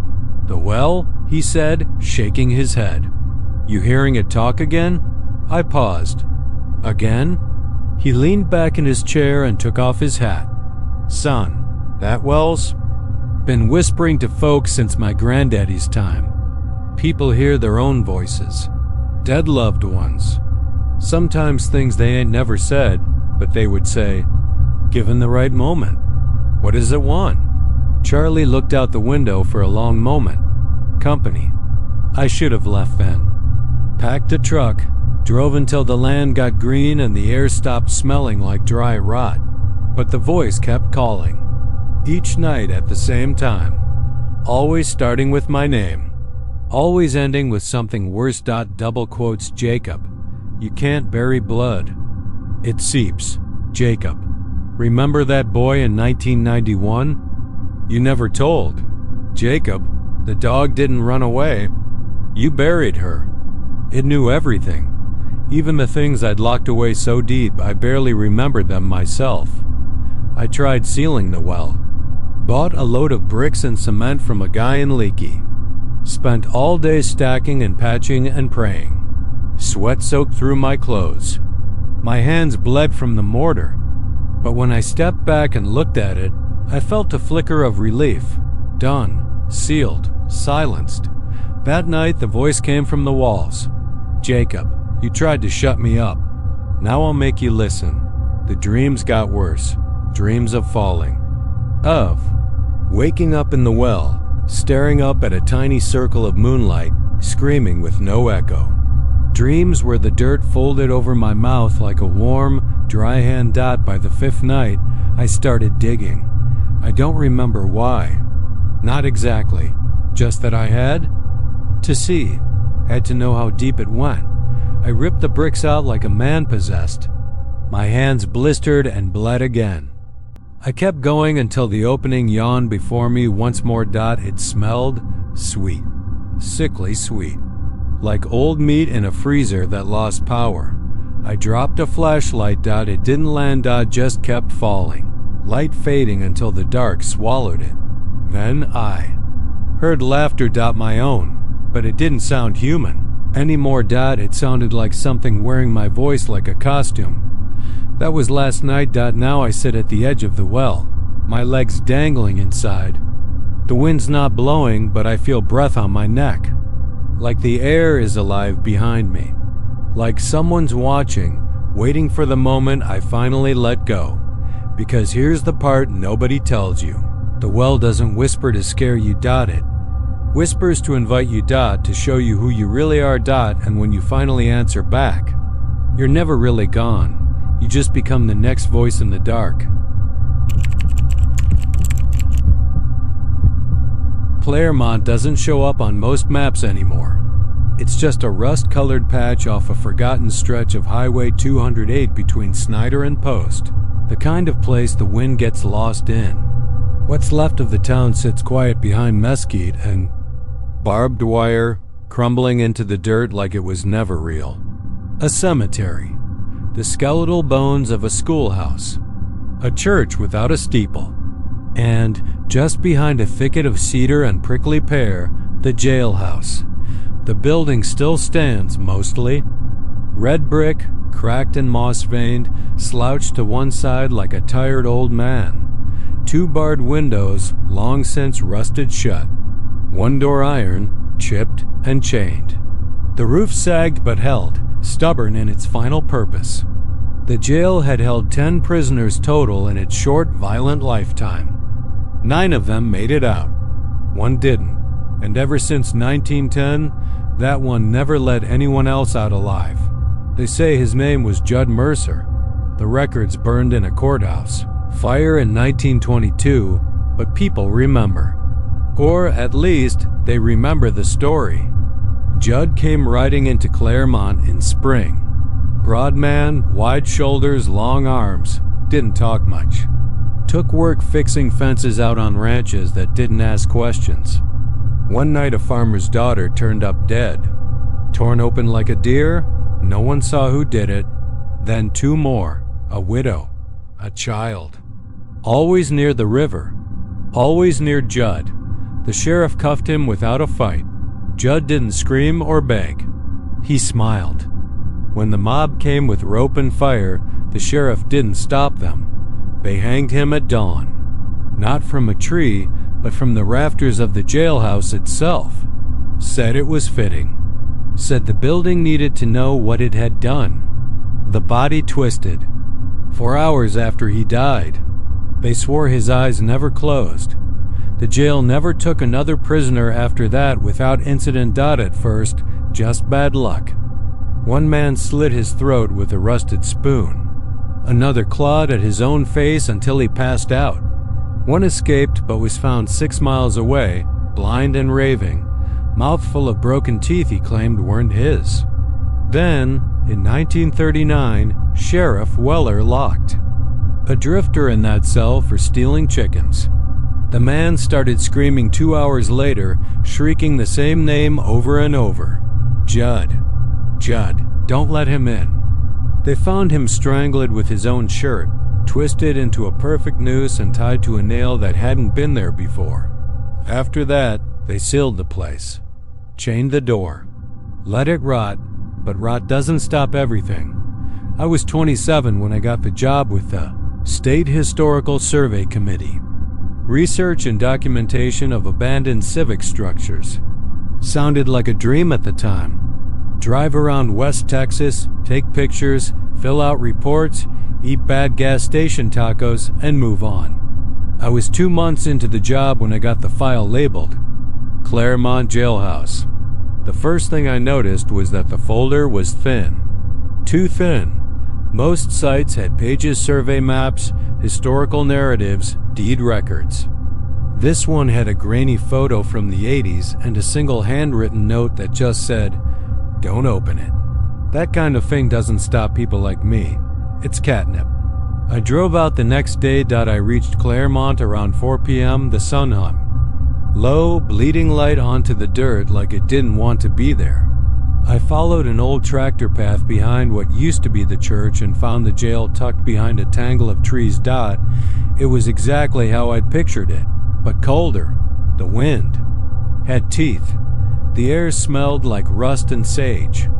I walked the perimeter, snapping photos, taking notes.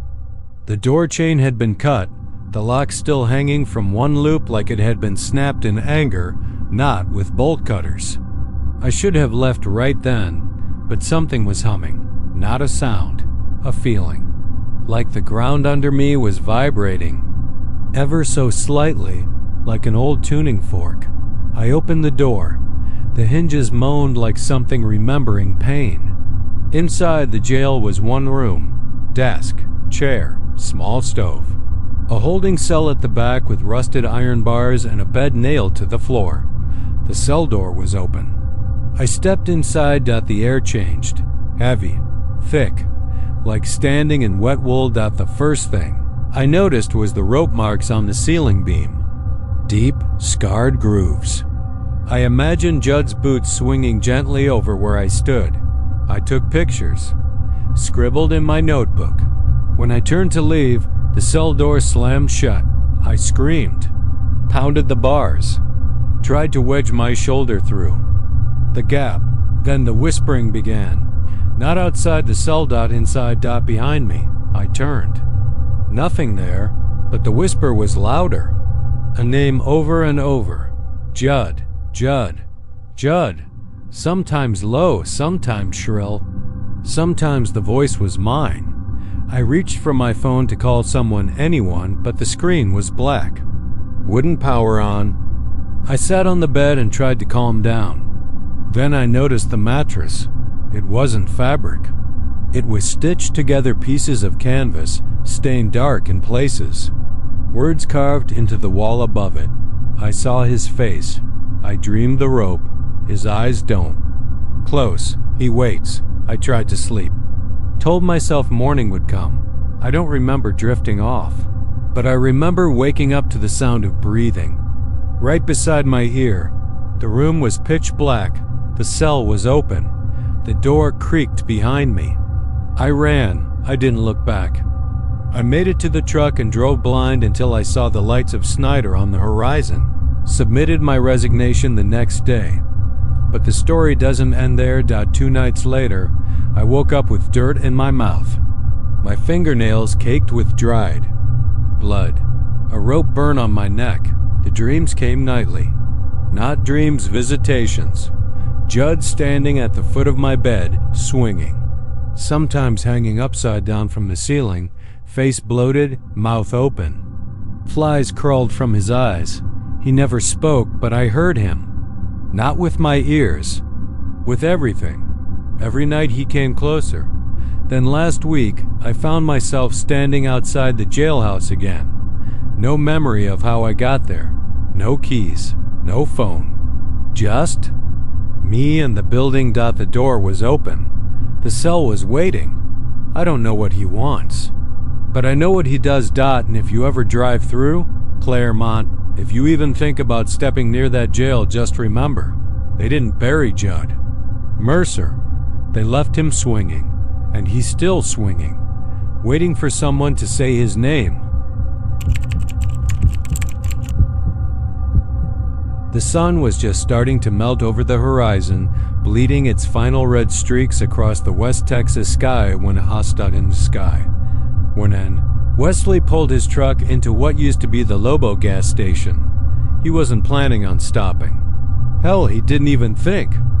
The station was still standing, but something about the turnoff, it was like the wheel twitched in his hands, like the road itself bent ever so slightly to make him swerve off Route 90. Without realizing why, he hadn't seen another vehicle in hours. Just desert, jackrabbits, and brittle fence lines warping in the heat. His mouth was dry, eyes heavy. The kind of tired that got into your bones. He figured he'd shut his eyes for 20, maybe 30 minutes and keep pushing west. But when the truck idled to a stop and the engine cut, the stillness that followed wasn't peaceful. It was oppressive. The gas station was still there. Barely half the roof had caved in, and the front windows were smeared with grime thick as tar. One of the old Texaco pumps stood upright, leaning just enough to look like it might whisper a secret. If you turned your back, there were old beer signs, sun-bleached and curling, nailed to the outer walls. A rusted-out sedan sat off to the left. Roof caved in like a giant fist had pressed down right in the middle. And then there was the bench. Wesley didn't see her at first. Not until he leaned back in his seat and blinked through the dusty windshield. Was sitting there, still as a photograph, a woman in a wide-brimmed black hat, veil drawn down across her face.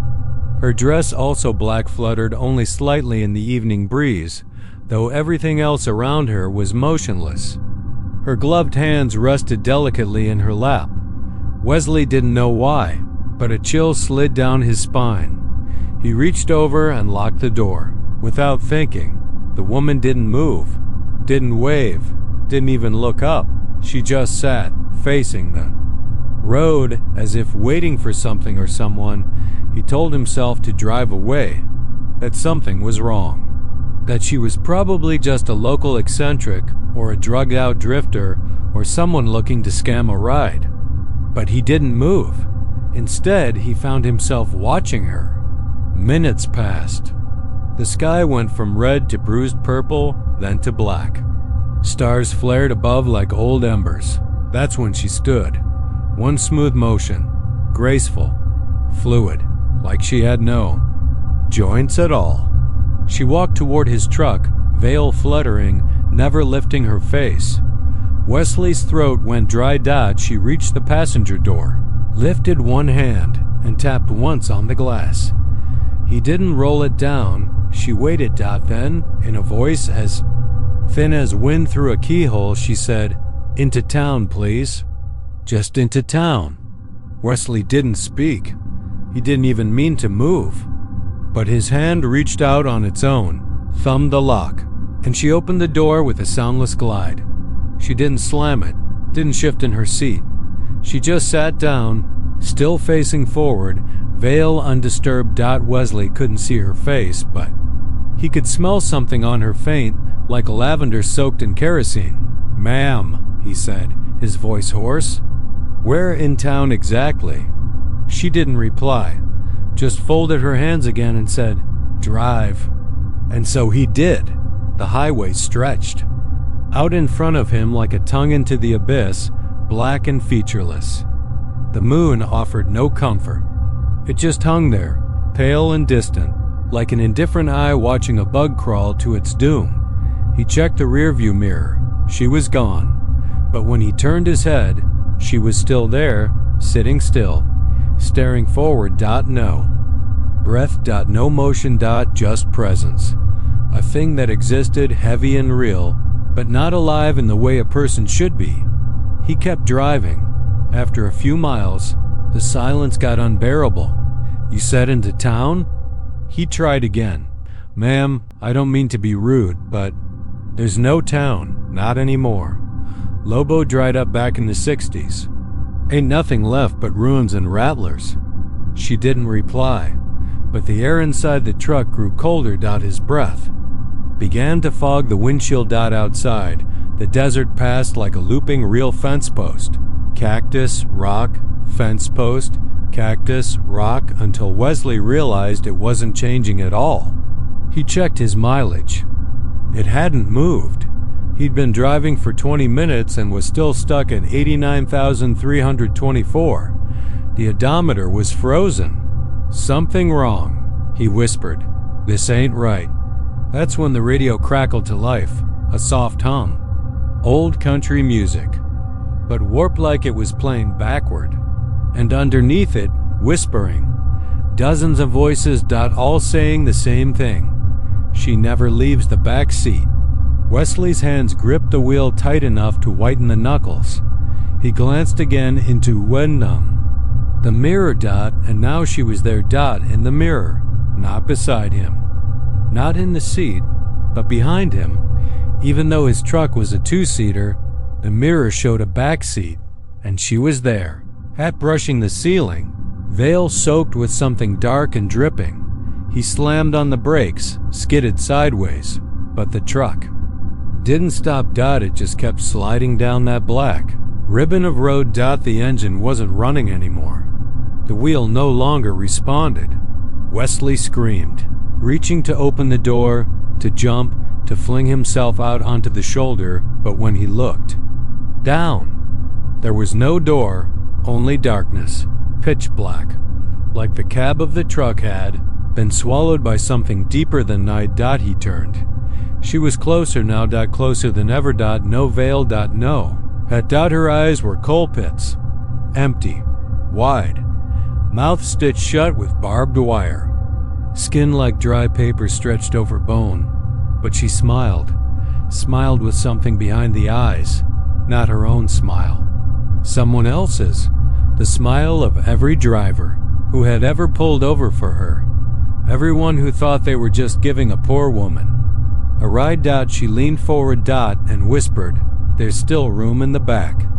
The truck was found 3 days later, upside down in a dry creek bed 10 miles from the old Lobo ruins. No sign of Wesley. No tracks. Just the truck. Door open, radio still humming static. And in the back seat, where there wasn't supposed to be, one a black hat, soaked through with something dark that never dried. It started with cattle. Old man Hargrove was the first to lose them, 3 head, gone without a trace. No tracks, no broken fence, no blood, just gone. He blamed coyotes at first, then rustlers, and by the time he brought it up at Duffy's feed and supply, the whole town of Mankins, Texas, was already buzzing. It was the field, folks said, the one just past the Miller property, stretching long and flat to the east where nothing ever grew. They called it the Dead Acre. It wasn't on any maps. It didn't have a name. The land didn't have the cracked, thirsty texture of drought, nor the lush green of fertile soil.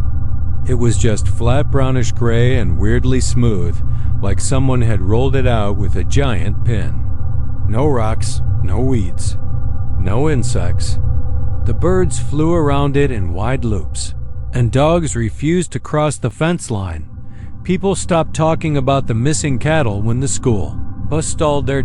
It was just a substitute driver, an old-timer named Elgin Farrow, filling in for the regular who was out sick.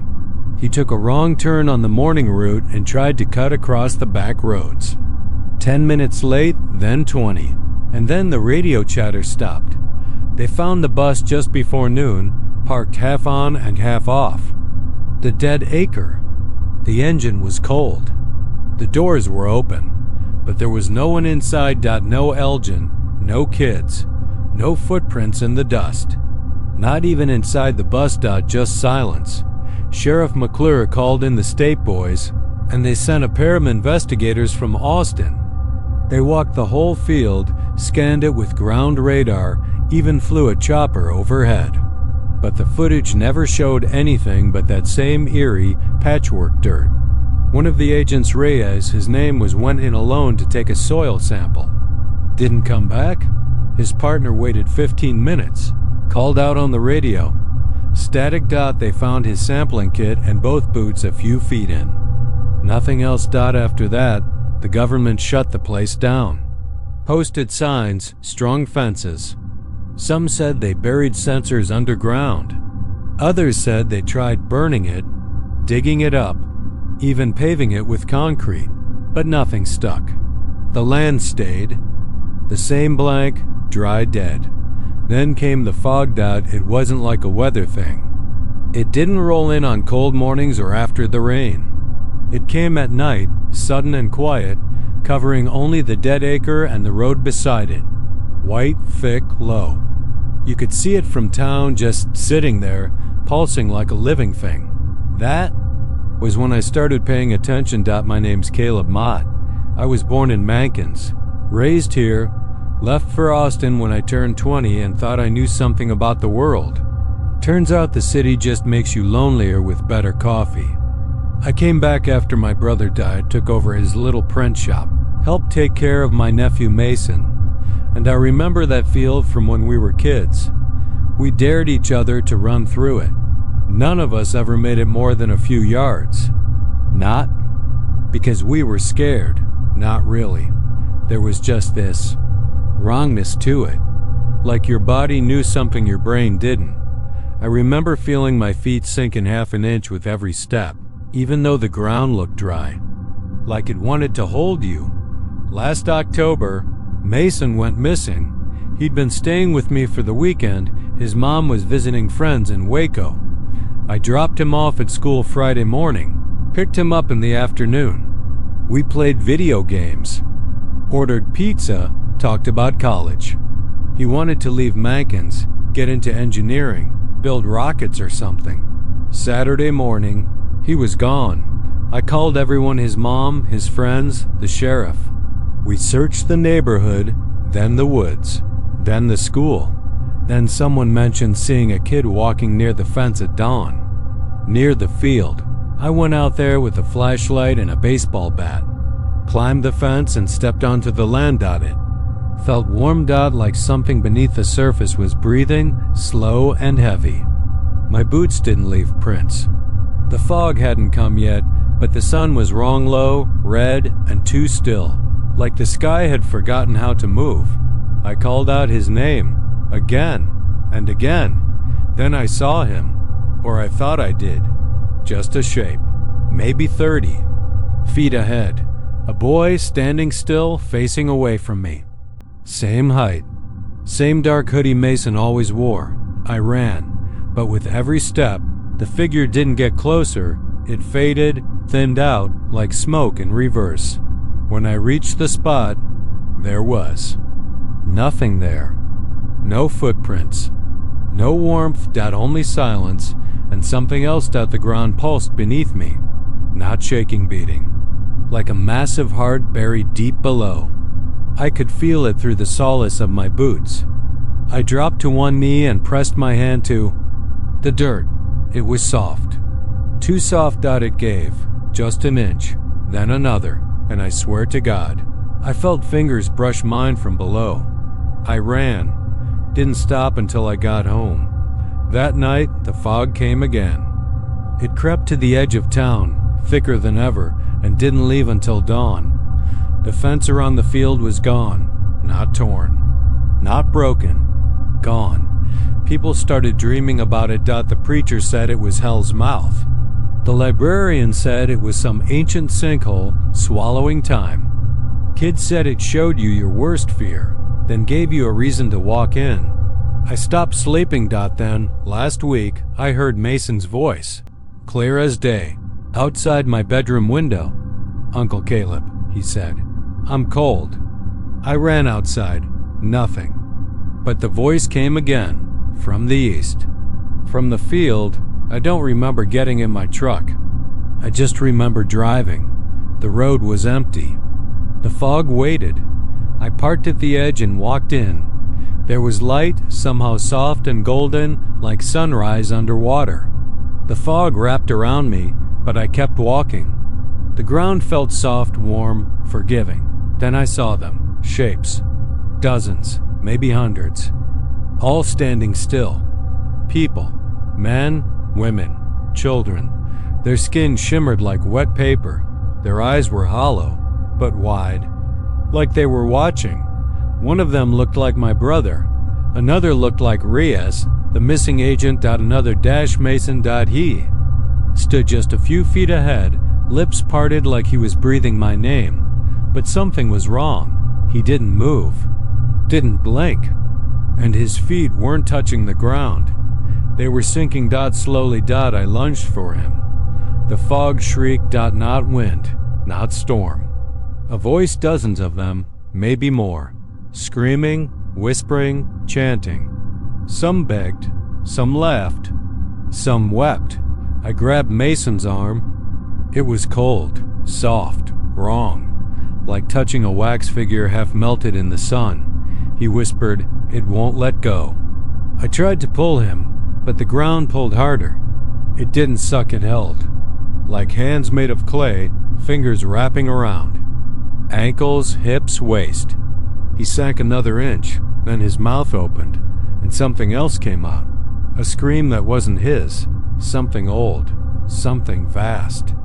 A sound too wide for a human throat.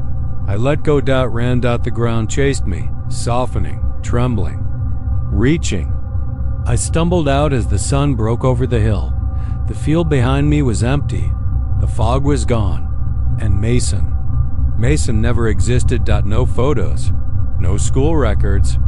No text. Just a room in my house I don't go into anymore.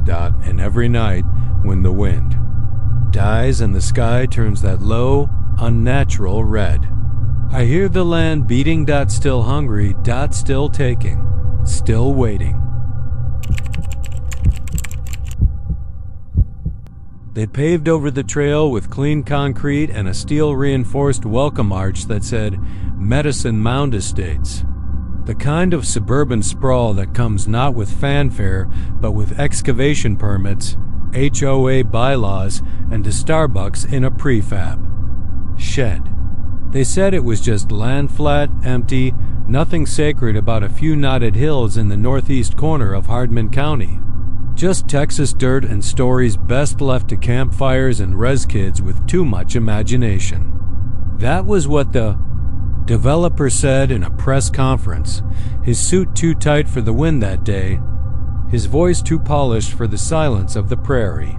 But the ground remembered, and some things don't like being buried. It was 2021, when the first family moved into Lot 14 at the top of the cul-de-sac, the highest point in the subdivision exactly, where the northernmost mound once rose. They were the Morrisons, newly moved from Garland. Jordan Morrison had just landed a senior accounting job in Amarillo, and his wife, Beth, had fallen in love with the view, wide skies, crimson sunsets, and nothing but space around them. Their two kids, Jeremy and Lily, got separate rooms and a backyard big enough to bury every toy they owned. For 2 weeks, it felt like peace. Quiet dinners, wind chimes, barbecues, cicadas buzzing in the dusk. A life unbothed. Then Lily began talking to the wall. At first, Beth thought it was a phase. Imaginary friends weren't uncommon, and Lily had always been a little sensitive. Not scared, exactly, just perceptive in ways most 5-year-olds weren't. She claimed to see people on TV before they appeared, or said that Beth was sad when Beth thought she'd hidden it well. So when Lily started whispering to the pale gray paint in her room, Beth smiled and asked, "Who are you talking to, sweetheart? The one who walks through?"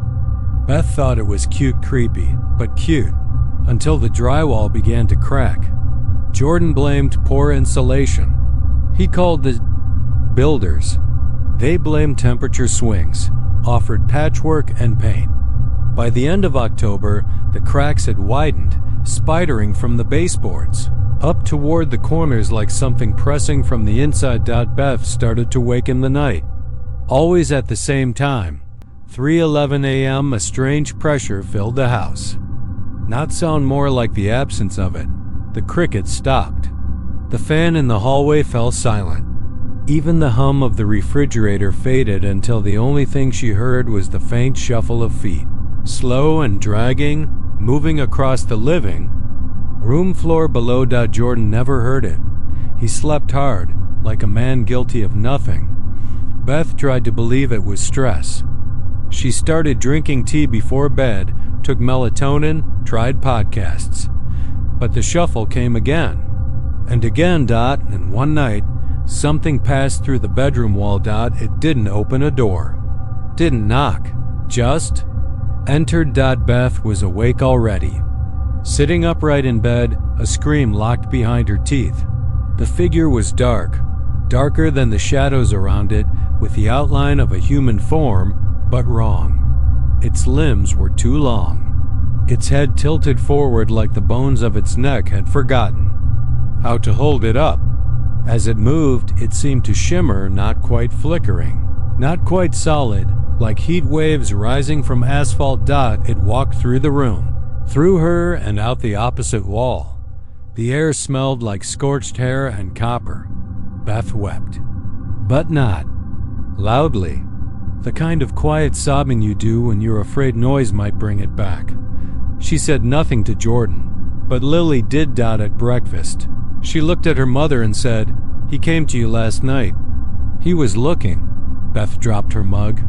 The ceramic shattered and hot coffee spilled over the tiles. That same afternoon, the dog from Lot 17, a border collie named Gus, dug something out of the Morrisons' backyard. Not a bone, not a toy. A bundle of feathers wrapped in what looked like deerskin, bound with blackened twine and tucked inside a hollowed-out piece of stone. The dog dropped it on the back porch like a trophy. Jordan didn't know what to make of it. Neither did animal control. That night, the lights flickered, not just in their house. The whole block. Over the next week, things escalated. Jeremy 8, years old, rational, science-minded, started refusing to sleep in his room. He told Jordan, "There's something standing in the corner. It watches me breathe." Lily began drawing circles with black stick figures standing on hills. Fire raining down. People with no faces sinking into the dirt. One drawing had the words, "They burned US. They built over US." Scribbled over and over again in red crayon. Beth took her to a therapist. The therapist moved out of town 2 weeks later. Never returned Beth's calls. And then came the dreams. Beth started seeing fire. Always the same image. A group of people standing in a circle at the base of the mound, wearing deer skulls and feathered cloaks, chanting in a language she didn't recognize. Then the vision would twist, flames consuming the grass, buildings appearing where the circle once stood, and the ground splitting open with the scream of something ancient and betrayed. She woke with blood on her pillow. No cuts on her face. No injuries. Just blood. The final straw came on the night of November 3rd. Beth woke up to the smell again. Copper, scorched wood, damp earth. But this time, Jordan was awake too. He stood in the hallway, his back to her, motionless. "Jordan?"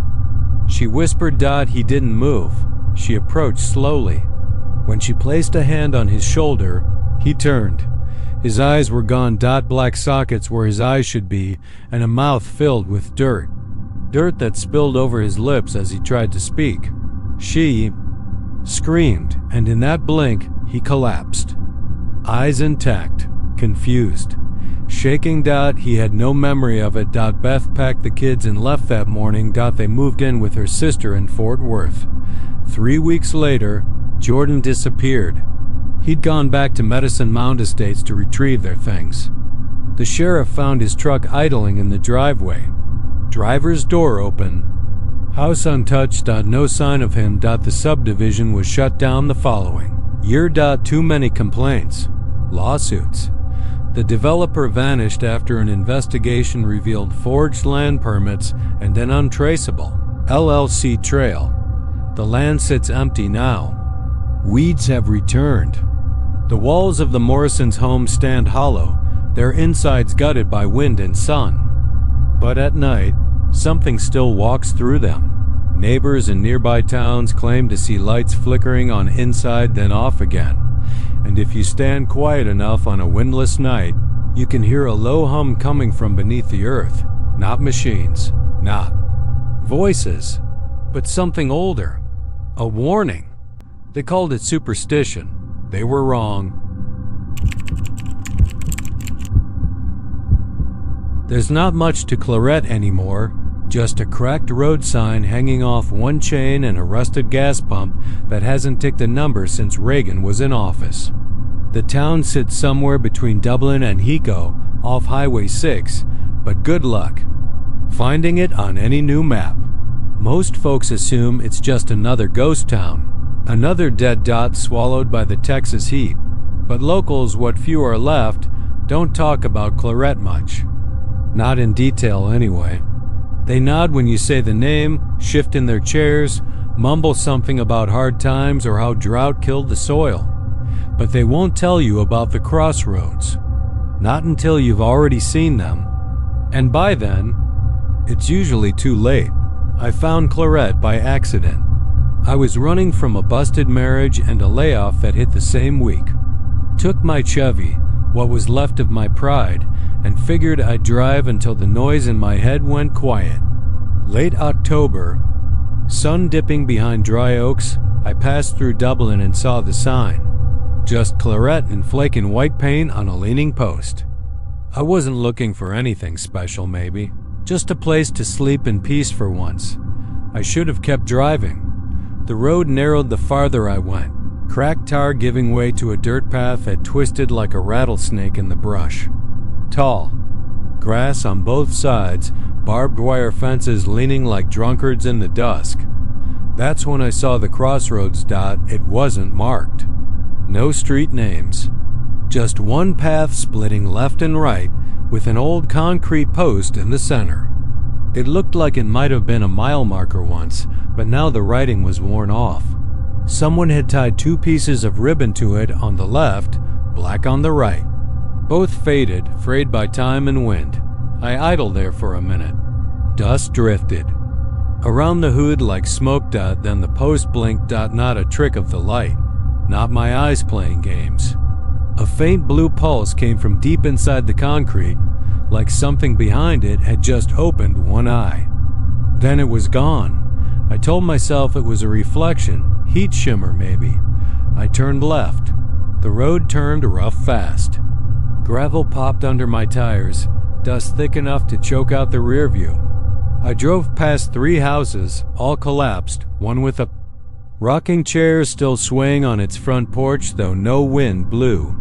A scarecrow stood in a cornfield with no corn, its arms broken downward like it had surrendered. Every mailbox I passed had the flag up dot, but the real kicker came when I passed the church. White siding peeled like burned skin. A rusted bell tower leaned overhead, but the bell wasn't there. No sign, no name. Just a single phrase scrawled across. The doors in black, cracked paint. You turned the wrong way. I hit the brakes hard. My tires skidded in the dust. Heart pounding. The engine idled like it didn't want to be there either. I turned around. Only. When I came back to the crossroads, it was gone dot, not just different. Gone. Like the road had never split to begin with. Just one straight path behind. Me, one forward. No ribbons. No post. No turn. I stared at the spot where I knew it had been. I got out. Kicked the dirt. Looked for tire tracks. Nothing. Just my own in a looping curve. That's when I noticed something else. The sun hadn't moved. I checked my watch. It had been 43 minutes since I turned off the highway, but the sun was still halfway down the sky, still caught in that golden hour glow. No shadows had grown longer. Nothing had shifted. The wind didn't even move. Time wasn't right dot, and then I saw the man dot standing in the field past the church. No hat, no expression. Wearing a black suit too clean for this place, too pressed for the heat. He was far off, but I swear to God I could see his eyes pale, bluish, too bright. He raised one hand and pointed, right at me. I didn't wait. I jumped in the truck and floored it. Didn't care which way anymore, just away. My tires kicked up grit, Engine roared, and the trees started to close in like curtains of dry limbs and hanging moss. I don't remember how long I drove. The road didn't twist anymore. It just ran straight, like it had always been going somewhere specific, and I was just late to the appointment. The sky stayed stuck in that half-light, like the sun had nowhere else to be. Eventually, I came to a sign. Fresh, new wood, hammered into the ground. Welcome back to Claret. Population. Crossing. No. Number. Just that word. Crossing. I stopped the truck and got out again. The sign wasn't there before. I would have seen it. And then I heard the bells. Not church bells. Not exactly. It sounded more like alarms. Faint. Rhythmic.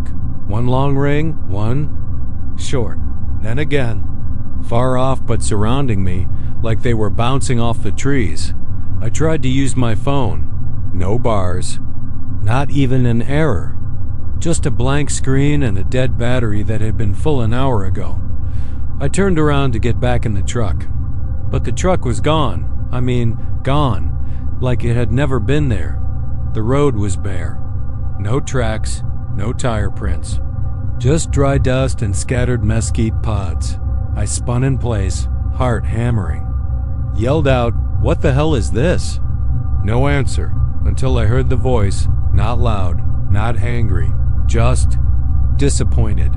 "You should have turned right." I turned and saw the man again, closer now. Behind him, others were gathering, men and women. In old-timey clothes, wide eyes, hands clasped like they were at a funeral. But it wasn't grief I saw on their faces. It was hunger. I ran. I don't know how far or how long, but the road started to shift again. It felt like I was running uphill, though everything around me looked flat. The trees turned darker, heavier. The sky deepened to a color I can't describe, like bruised gold. Like the hour before something terrible breaks loose. Then I saw the post again. Just the post. No ribbons, no left or right. Just me, the dust, and the fading glow inside the concrete. I reached it and collapsed. And this time, it spoke. Not in words, but in feeling. Cold, empty. A pulsing sense of something ancient and starved. Something that only moved when choices were made. Something that waited. I didn't sleep that night. Just lay in the dirt and watched the light inside that post blink. Every few minutes, like a heartbeat waiting for its moment. When morning finally came, the road was back. So was my truck. And the sun. I drove out of Claret and never looked back. That was 3 years ago. But now the post is in my dreams. Always blinking. Always waiting. Sometimes I see people I know standing near it. Sometimes I hear the bells again. And every now and then, I get a letter in the mail. No return address. Just one line printed in shaky ink. Turn right next time. But I won't. Because now I understand. It's not the direction that matters. It's the decision. And once you've chosen, the road doesn't forget you.